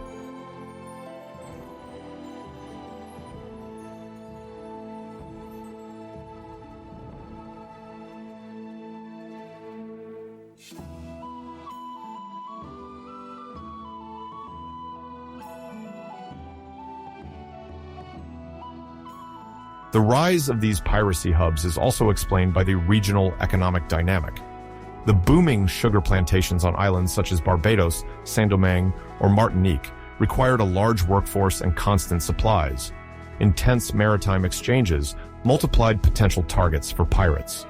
The transport of refined sugar, a luxury product, offered particularly lucrative spoils. To protect these convoys, some states authorized the issuance of letters of marque, giving the right to legally attack enemy ships. This practice blurred the line between legality and illegality, with privateers becoming alternately pirates or heroes, depending on shifting alliances. Furthermore, European conflicts maintained an unstable climate from which the buccaneers benefited, thriving when commercial flows were significant and escorts insufficient.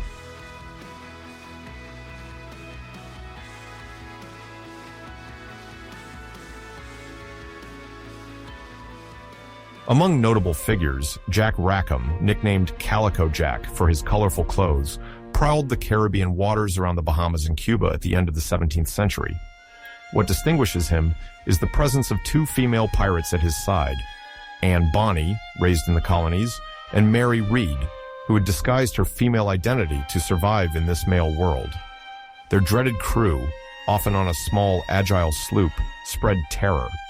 Their activity caused a scandal, as the active participation of women in piracy was then unprecedented. Although their careers were brief, they made history by challenging norms.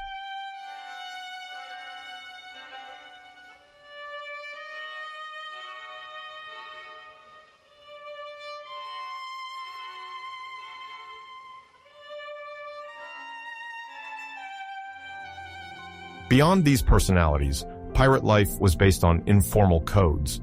Crews sometimes signed charters to distribute booty or compensate the injured, demonstrating a certain internal democracy. The captain could be ousted if his decisions harmed the crew. The crew often consisted of a mix of English, French, Dutch, freed Africans, or runaway Maroons, united by the desire to escape colonial order. Female pirates were rare but present. Life aboard, however, remained tough, marked by alcohol, gambling, bloody brawls, and violence. Captured ships were stripped, and prisoners were sometimes treated cruelly if they did not reveal the location of cargoes. Some pirates cultivated an image of vigilantes, punishing Spanish arrogance or the greed of merchants, thus nourishing the myth of the pirate, oscillating between bandit and rebel.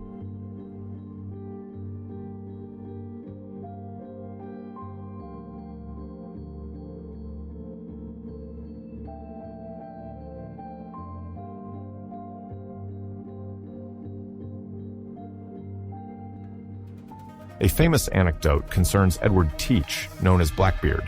In 1718, he blockaded the port of Charleston, South Carolina, then prospering from the rice trade and other goods. Rather than demanding gold, he asked for a chest of medicines to treat his crew, suffering from venereal diseases. After several days of siege, the authorities gave in, delivering the necessary supplies. This episode illustrates the pragmatism of the buccaneers, ready to use radical methods to preserve their way of life.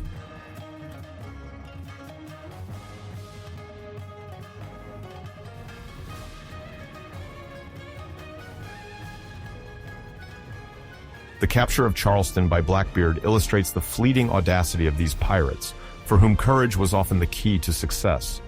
Their golden age quickly declined, under the rise of national navies and the determination of great powers to secure their colonies. Until 1730, the Caribbean arc remained a place of violence and opportunities before the pirate republic faded in the face of the realities of state sovereignty.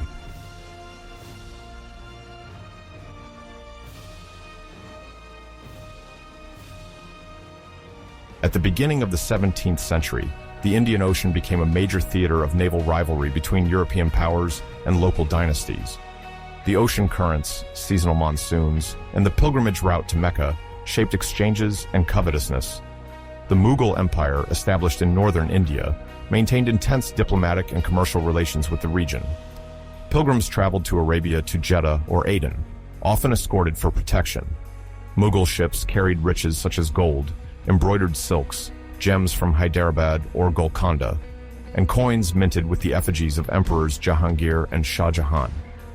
Every season, fleets of dhows and junks plied the waters between Surat, Masulipatam, Calicut, and the Arabian ports of the Red Sea and the Persian Gulf.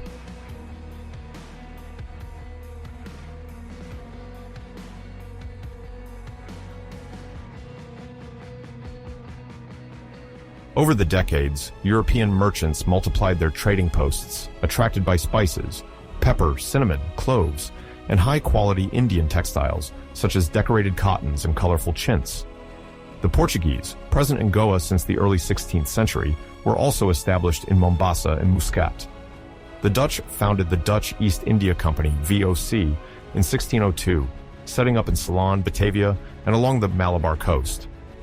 The English established the East India Company, EIC, in 1600 and sought to compete with the Iberians and Dutch, building forts in Bombay and Madras. The French settled later in Pondicherry. In this context, the seas became crossroads of alliances, rivalries, and piracy grew, especially for ships isolated from convoys.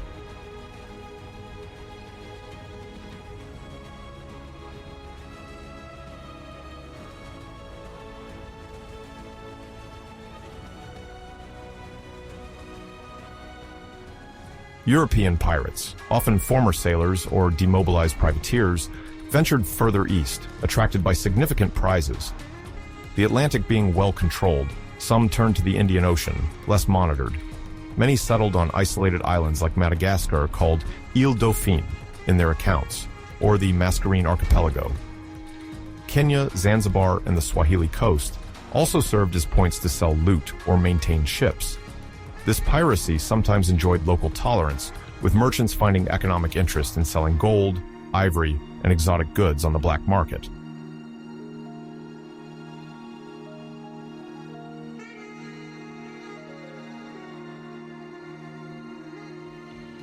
During the second half of the 17th century, captains like Thomas Tew or William Kidd, nicknamed the Gentleman Pirate, sailed these routes.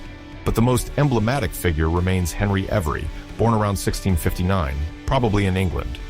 Initially a merchant sailor, his pirate career began around 1694, after a mutiny in the Gulf of Guinea. He then took command of the Fancy and headed to the Indian Ocean, determined to attack the wealthy Mughal convoys.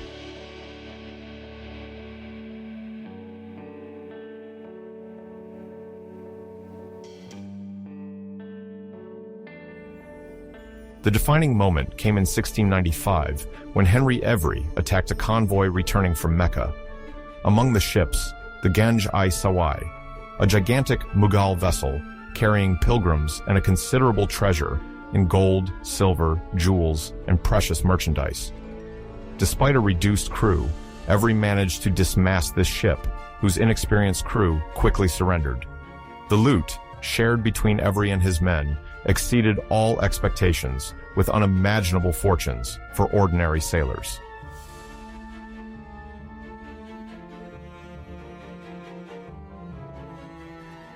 This feat caused a major diplomatic crisis. At the court of Aurangzeb, the attack on a pilgrim ship, also carrying imperial dignitaries, was deemed scandalous. The Mughals demanded accountability from European companies on the Indian coasts. The East India Company, whose trade with India was vital, had to respond to avoid being banned from the ports. The Crown of England issued a proclamation offering a significant reward for the capture of Every and his accomplices. Posters and announcements were posted as far as America, making every the #1 public enemy.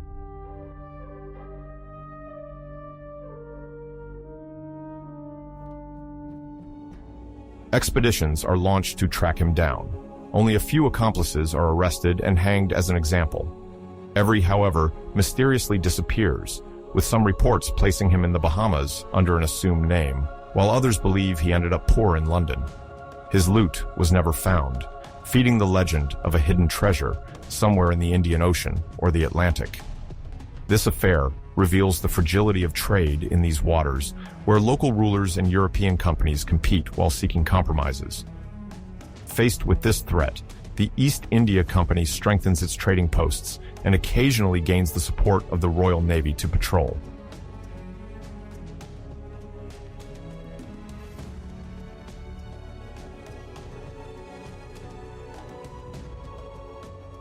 In this region, Madagascar plays a particular role.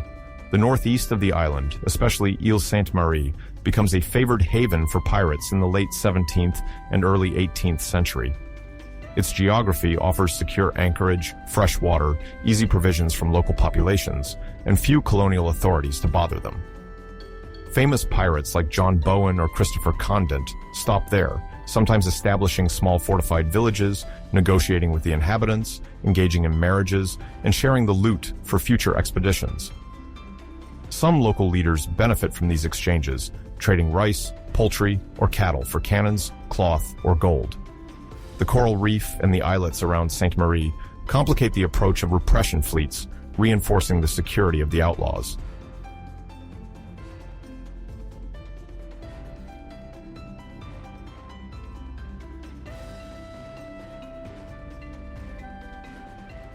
Further east, the Mascarenes, Ile Bourbon, Réunion, Ile-de-France, Mauritius, and Rodriguez, sparsely populated, also become support points for the buccaneers seeking discretion and supplies. In Bourbon, despite some French planters, the colony remains modest, and governors struggle to control the adventurers. A pirate ship can stay there for several weeks under the guise of repairing, recruiting, or exchanging loot. The remoteness and lack of military resources promote the emergence of a pirate micro-society, partly escaping European laws.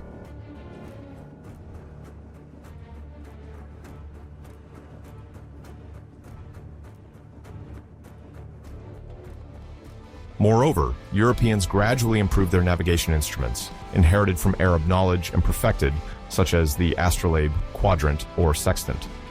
These tools allow them to calculate latitude and later longitude, offering captains better route planning, danger prevention, and anticipation of seasons.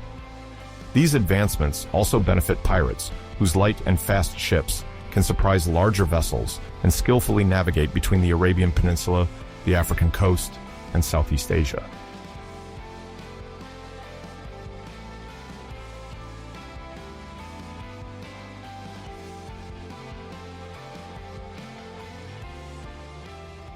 Among the notable figures, Olivier Levasseur, nicknamed La Bouse, is a buccaneer born in the early 18th century, probably near Calais or in Normandy.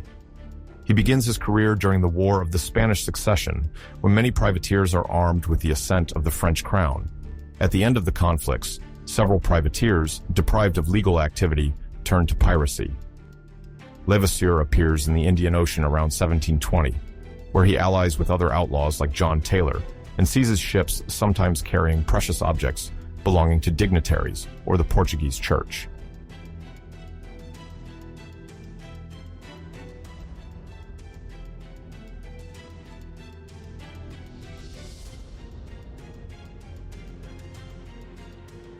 His most famous exploit is the capture of the Nossa Senhora do Cabo, a Portuguese ship seized in 1721 near Réunion. This vessel carried a treasure, including a crucifix adorned with diamonds and emeralds, as well as goldsmith works intended for the King of Portugal. La Bouse and his accomplices are said to have stolen this cargo before dispersing. It is said that he buried part of his gains on a nearby island, perhaps Sainte Marie or a deserted atoll in the Seychelles. Reality often mingles with legends, as testimonies come from confessions under torture or exaggerated tales.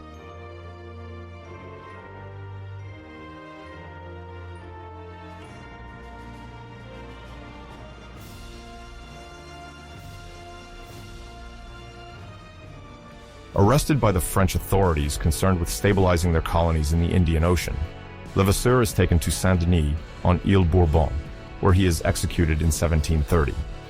According to the archives, on the scaffold, he allegedly threw a 17-line cryptogram challenging anyone to solve the riddle to find his treasure, accompanied by the shout, "My treasure to whoever can take it." This cryptogram has since fueled the curiosity of many treasure hunters, with some seeing in it Templar, Masonic references, or cryptic nautical indications.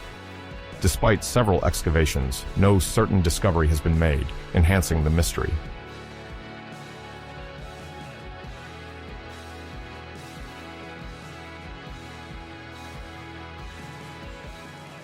These stories, whether they involve Henry, every seizing the Gange et Sawage, or the enigmas of Olivier Levasseur, illustrate the complexity of the era.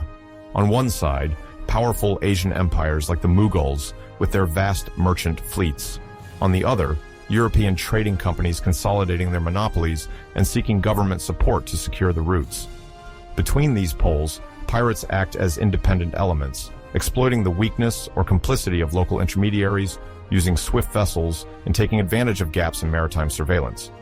Despite international rivalries, some governors or merchants discreetly bribe pirates to attack the competition while publicly denouncing their crimes. A game of tacit alliances circulates money behind the scenes, guaranteeing legal trade while financing illicit activities.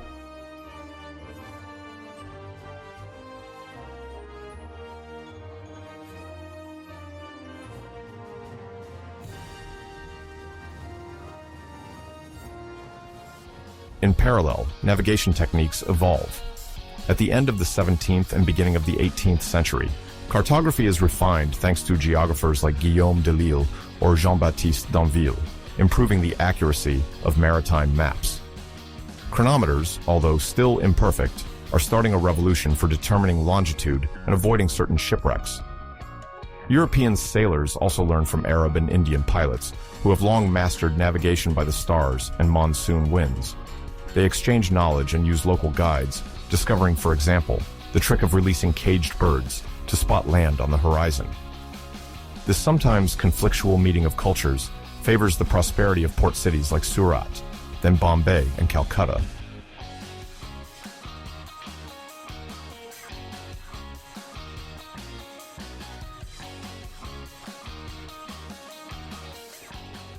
European governments, aware of the potential of the Indian Ocean, seek to cooperate with the Mughal Empire, which goes through phases of expansion and retreat. Under Aurangzeb, the empire expands but faces internal resistance, notably in the Deccan, in conflict with the Marathas. These tensions benefit Western adventurers, as Mughal resources are diverted from the seas. Each attack on a Mughal ship provokes imperial anger and the threat of reprisals. The large companies know they risk expulsion or seizure of assets if they do not control their pirates.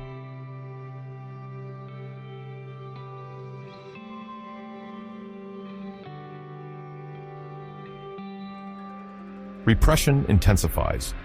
The Royal Navy, reinforced after the Glorious Revolution of 1688, sends frigates to monitor the entrance to the Red Sea and the Mozambique Channel to cut pirate routes.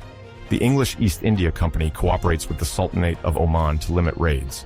The Dutch in the Indonesian archipelago also put pressure on the privateers. Despite this, pirates like Labuse, Every, and Kidd attempt to escape, motivated by the rewards offered for their capture, dead or alive, and by the myth of the great treasure. Many penniless sailors join these outlaw crews in the hope of starting afresh.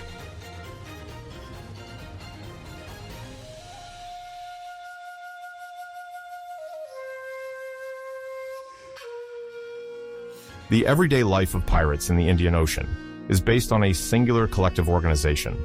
The captains are often elected, the loot is shared after each capture, and the codes of conduct vary according to the crews. Some clauses provide compensation for severe injuries, helping the injured to survive. This violent micro-society towards wealthy ships sometimes adopts surprising internal rules of solidarity. The exaggerated tales of pirate republics in Madagascar or elsewhere testify to the hope of some outlaws to establish themselves beyond the reach of authorities, inventing new social relations. But in reality, diseases, mutinies, lack of care, and absence of protections make this existence precarious.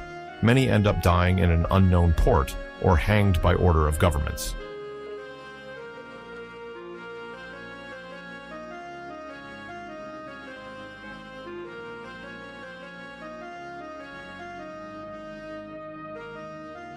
The fate of Henry. Évry and Olivier Levasseur illustrates two facets of this Indian piracy. One strikes a sensational blow by capturing the Ganges Sawaj and its imperial treasure. The other accumulates wealth and leaves a mysterious cryptogram, an unresolved challenge. Their stories inspire poets, novelists, and treasure hunters. The islands of the Indian Ocean retain legends of treasure caves, coded maps, engraved clues, and submerged ancient cannons.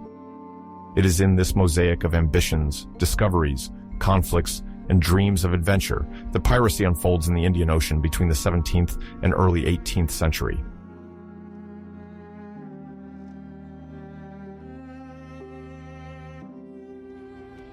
Between 1730 and 1830, European maritime powers radically changed their approach to piracy, moving from tacit tolerance to systematic repression. Before that, privateering, that is, the granting of letters of marque, authorizing a private ship to attack enemy vessels, was a legitimate tool of naval warfare. Yet, the line between privateer and pirate remained blurred, with some captains crossing the boundaries of their official commission. The colonial rivalries of the 18th century favored both illegal piracy and legal privateering. States used these privateers to weaken their opponents, but the multiplication of international treaties strengthened the common will to suppress piracy.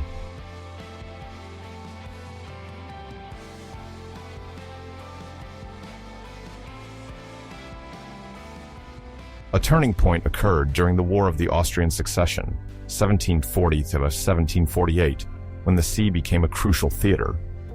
Armed privateers roamed the Atlantic, the Mediterranean, and the Caribbean, targeting merchant ships loaded with sugar, coffee, precious metals, or spices. Although supposed to attack only enemy vessels, the rules were often transgressed. Some friendly ports protected illegal prizes, making their concealment easy. Faced with these abuses, naval inquiry commissions were established, and sanctions up to the death penalty were toughened.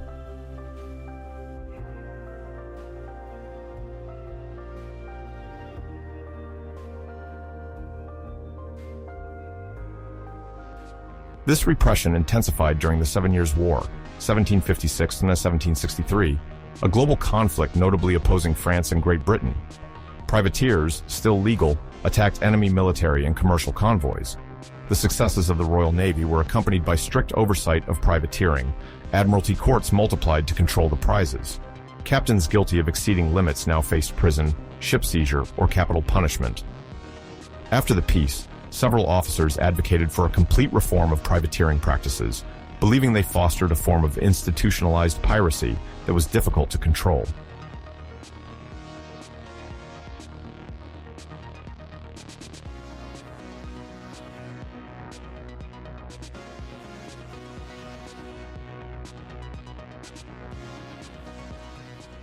The signing of the Paris Treaties in 1763 ended the 7 Years' War and redefined the colonial map. France ceded several territories in North America and India, while Great Britain became the leading maritime power. This new situation prompted a rethinking of piracy and privateering. The British aimed to secure trade routes, notably to the West Indies and India. The progressive abolition of letters of marque became a goal to avoid excesses, despite opposition from some merchants who saw them as a legitimate means of defense in wartime. The rise of national navies, equipped with more efficient ships, reduced the use of privateers. Simultaneously, stricter codes established severe penalties for outlaw crews.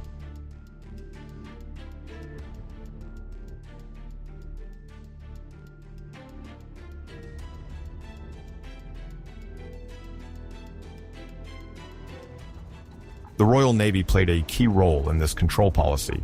Throughout the 18th century, it equipped itself with faster and better armed ships to monitor trade routes. Officers were tasked with tracking pirates and enemy ships, even in peacetime. Permanent squadrons were created in strategic areas, such as the West Africa Squadron, which combated the slave trade and piracy off the African coasts. This system gradually deterred piracy on the high seas.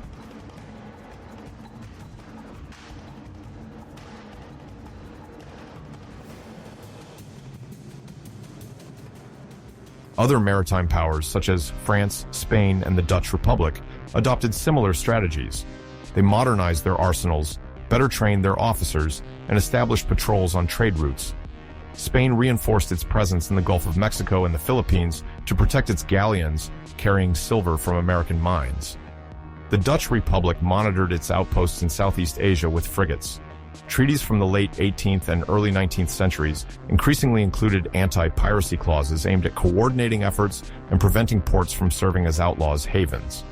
While some banditry persisted, notably along the poorly monitored coasts of Africa or South America, the space left to pirates was permanently reduced. An international collaboration began, even if it remained incomplete.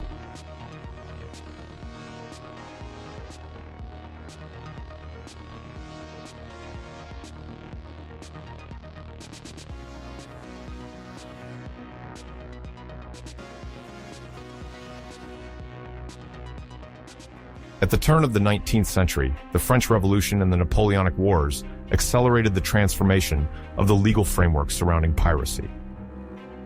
To weaken the British economy, Napoleon encouraged certain privateers to continue their activities despite the tightening of international rules. For its part, the Royal Navy intensified its efforts to intercept these ships in the Atlantic and the North Sea. Captures increased, and trials of sailors accused of piracy ensued in British courts. During the Napoleonic Empire, diplomacy steered multilateral agreements towards better maritime security.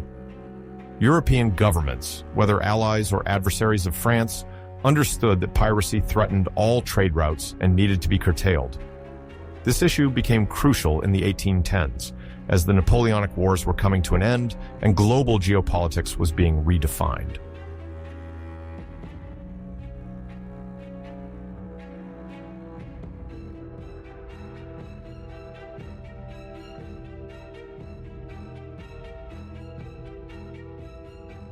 After Napoleon's defeat in 1815, the Congress of Vienna reorganized Europe and laid the foundations for lasting peace.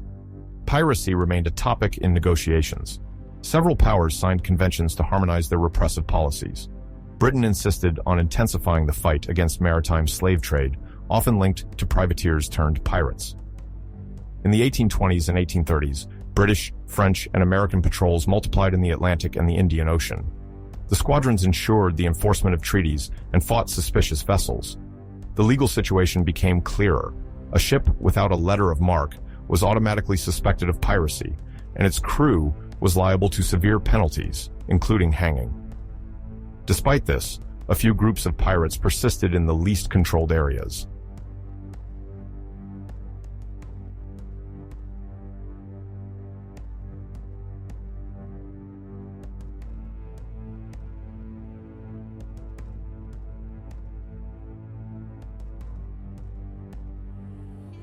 The final public hanging for piracy in England took place in 1830 at Old Bailey. The accused, captured on the high seas at the head of a small brig, suspected of attacks on merchant ships, claimed to be acting under commission from a Latin American government, but his documents were deemed falsified. The trial, closely followed by the press and the public, concluded with a conviction followed by a public execution, marked by the presence of numerous onlookers and representatives of the Royal Navy. This event, at the dawn of the Victorian era, sealed the end of a tradition where public hanging served as a deterrent message. Piracy no longer had a place at the heart of a maritime empire, governed by law.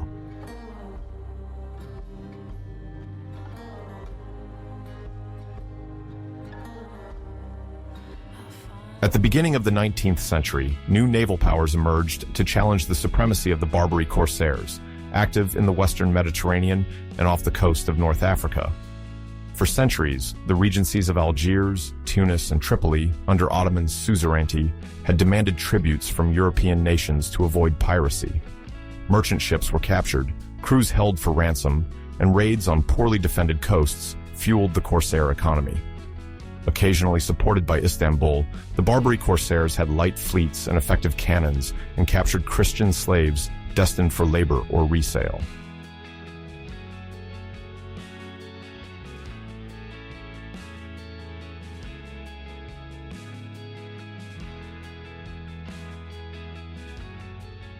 At the turn of the century, after the Napoleonic Wars, Europe refocused its forces, while the United States, ambitious on the maritime front, sought to establish credibility in the Atlantic and the Mediterranean.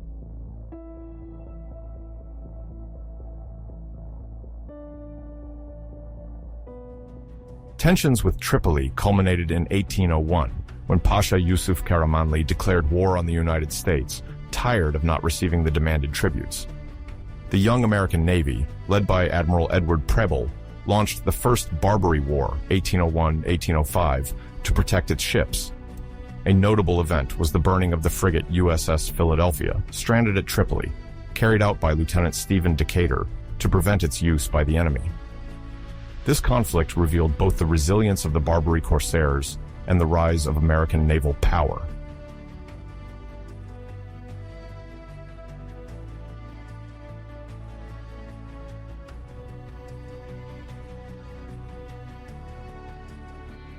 In 1805, a treaty partially ended hostilities with Tripoli, but other regencies continued their demands. The United States militarily supported local factions, notably in Derna, to secure trade routes. The war remained largely diplomatic, with ransoms and promises of non-interference. The Regency of Algiers, the most powerful, prepared its response.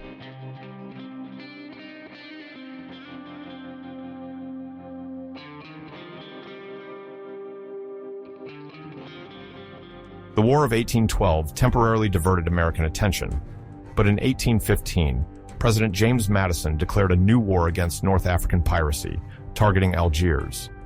Two American squadrons, under Commodores Stephen Decatur and William Bainbridge, quickly won naval victories, forcing the Dey of Algiers to sign a humiliating treaty.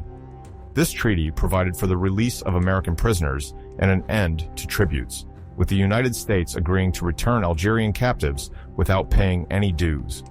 This victory confirmed the United States' place among the great naval powers of the era.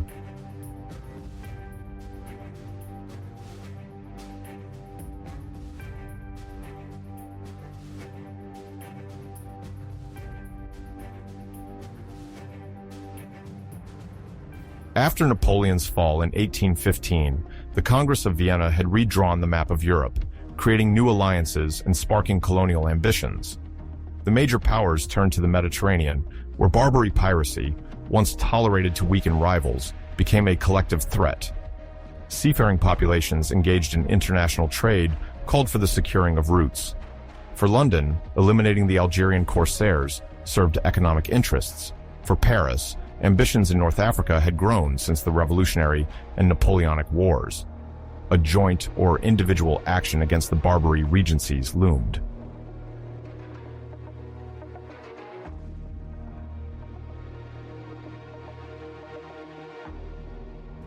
In 1816, under the direction of Lord Exmouth, the United Kingdom attempted to negotiate the release of British prisoners and the end of Christian slavery. The failure of talks and a hostile reception in Algiers led to a military response. On August 27, 1816, an Anglo-Dutch squadron bombarded Algiers with an intensity rarely seen in the Mediterranean.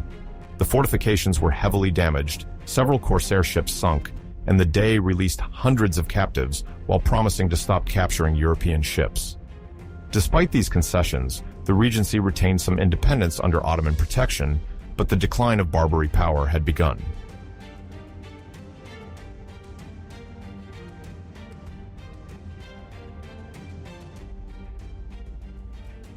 In Istanbul, the Sublime Porte viewed European interference unfavorably. Already weakened by capitulations and trade treaties favoring the West, it was mainly focused on the Greek War of Independence, which weakened its navy.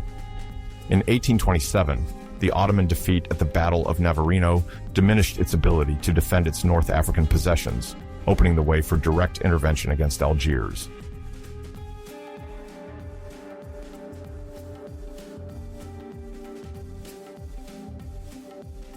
Facing internal difficulties, King Charles V of France seized the Fan Incident of 1827, where the Dey reportedly offended the French consul to justify military intervention. In June 1830, an imposing French fleet landed more than 37,000 soldiers in Algeria. Facing disorganized defense, the Barbary troops quickly capitulated. On July 5, 1830, Hussein Dey signed the surrender, marking the end of Barbary power in Algiers. The French occupation inaugurated a new era. Organized piracy disappeared, corsairs dispersed or reinvented themselves, while France consolidated its colonial grip.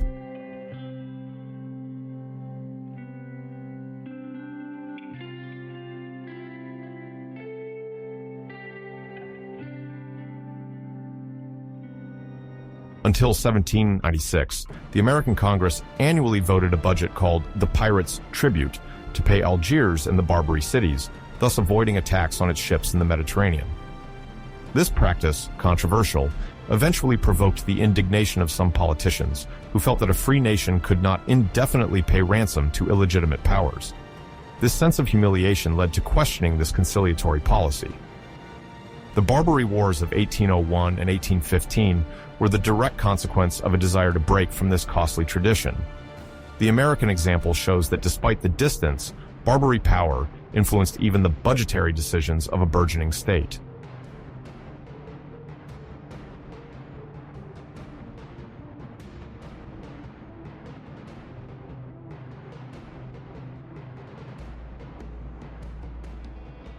After the fall of Algiers, the other North African regencies were also impacted. In Tunis, the Bey attempted to preserve his autonomy by signing treaties with France and other powers, while gradually reducing piracy to avoid a similar fate. In Tripoli, diplomatic pressures from Austria, the United Kingdom, and the less frequent American presence led to increased monitoring of ships and a few minor skirmishes. The era of the Barbary states demanding exorbitant sums to protect maritime routes was nearing its end. The rise of modern gunboats, faster and better armed than traditional galleys and light frigates, handicapped the corsairs whose tactics relied on speed and surprise. The growing recognition of freedom of navigation, supported by multilateral treaties and a European consensus, also limited the actions of North African pirates.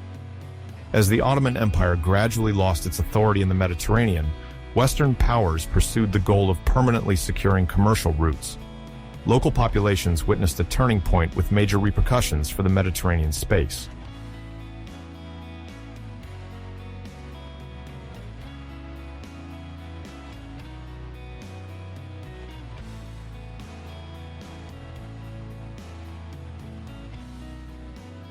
In the 19th century, river piracy took on a specific form distinct from the great maritime epics. Rivers became essential axes of internal commerce, but also sites of banditry. On the Mississippi, the Yangtze, or the Mekong, new attacks targeted passenger or cargo boats. The rise of steamboats, resulting from the Industrial Revolution, increased traffic and potential hauls for pirates. Populations and authorities then had to improvise defense strategies, often poorly coordinated.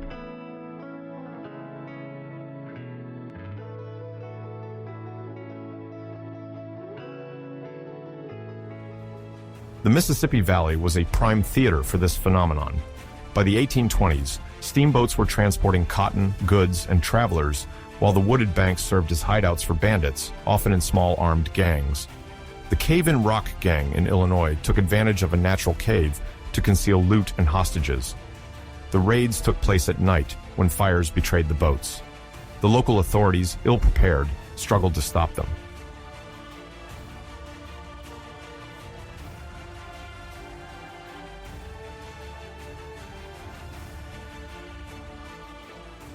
The Mississippi, over 3,700 kilometers long, is connected to a network of tributaries, serving areas where the federal government had little control.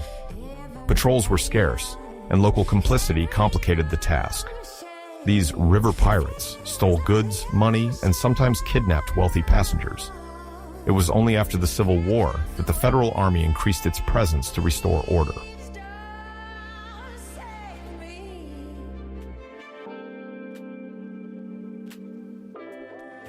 In late imperial China, the Yangtze was the main artery linking the coasts to the interior provinces. In the mid-19th century, the Taiping Rebellion weakened the Qing dynasty, favoring river bandits. Without a strong imperial fleet, these groups imposed illegal taxes, captured junks, and sold their loot in parallel markets. Merchants had to ally or bribe to navigate.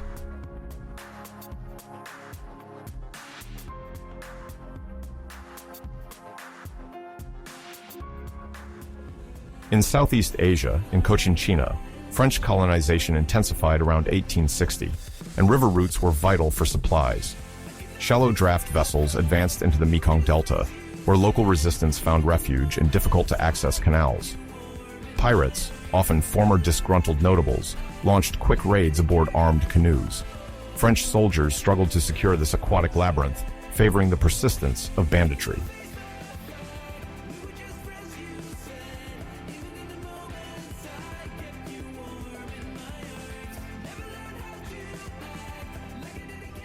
Amid perilous river routes, some traveler writers testified to unique encounters. Samuel Langhorne Clemens, known as Mark Twain, plied the Mississippi in the 1850s. The future author of The Adventures of Tom Sawyer was then a pilot and crossed paths with reformed river pirates. His stories describe a rough and violent life on the river, between picturesque navigation and constant dangers of night attacks, thefts, and kidnappings.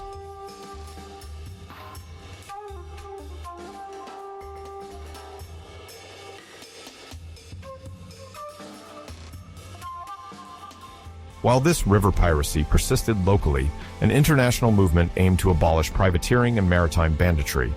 Until the first half of the 19th century, major powers still considered privateering a legitimate right, granted through letters of marque to attack enemy ships in wartime. But the upheavals following the Napoleonic Wars gave rise to the idea of a general prohibition to stabilize global trade and reduce violence at sea.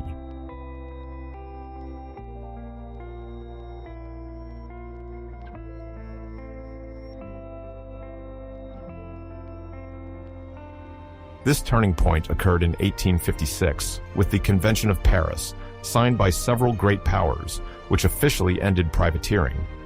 From then on, only the state could arm a warship. The aim was to curb maritime adventurers who exploited war to loot civilian or neutral targets. At the same time, the rise of the telegraph and transoceanic submarine cables allowed for almost instantaneous communication between capitals, facilitating the coordination of actions against pirates.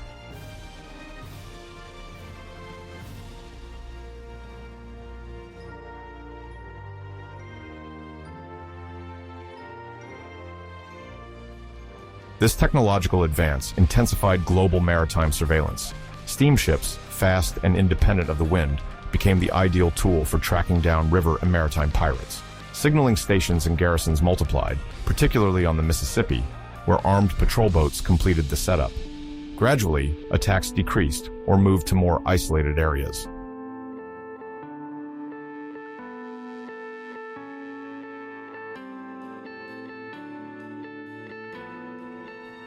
At the international level, the Hague Conferences of 1899 and 1907 established a precise legal framework.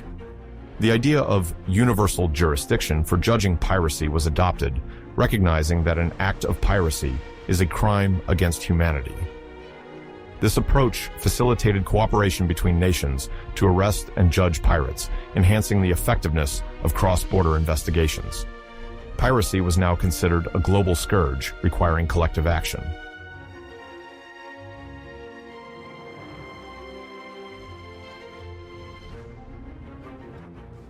Sailing navigation, long the queen of the seas, receded in the face of steam propulsion. However, a few mixed ships still plied the seas at the turn of the 20th century, sometimes serving as auxiliaries in conflicts. The Seidler, a German three-master converted into an auxiliary cruiser during World War I under the command of Felix von Luckner, captured around 10 enemy ships in the Atlantic and the Pacific, often sailing under sails. Its existence illustrates the survival of a form of piracy, or maritime privateering, against the dominant trends.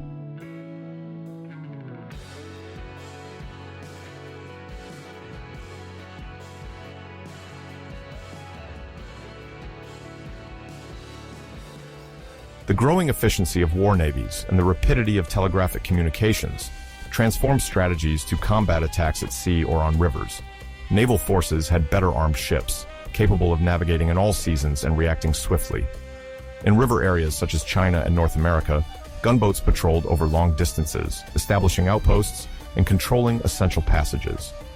Despite a few isolated refuges for bandits, the golden age of piracy quickly declined.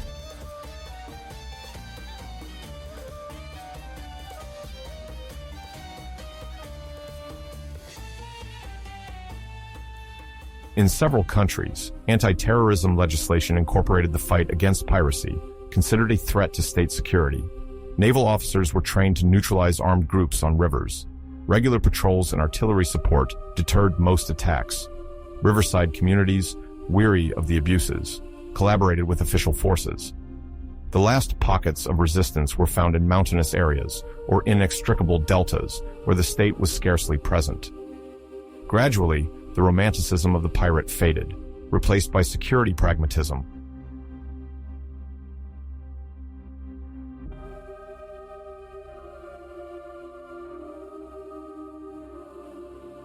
A few rare ships or crews still defied authority at the beginning of the 20th century, capturing small boats in remote areas where surveillance was minimal.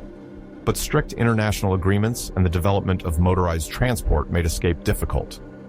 Police cooperation and the standardization of customs procedures made it easier to trace stolen cargoes. The gradual locking down of river and maritime borders made pirating activities less profitable, forcing the more daring to take legal routes.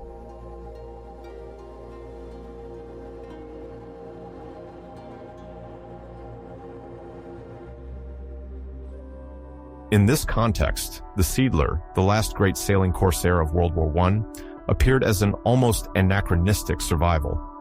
Its story still fascinates with its maritime exploits outside the conventional frame. While its exploits recall past piracy, they also herald its swan song. Governments strengthened their naval and diplomatic networks, sealing the fate of the last sea adventurers. By the end of the conflict, traditional piracy was almost extinct, confined to a few isolated enclaves or hard-to-access border areas, an ultimate faint echo.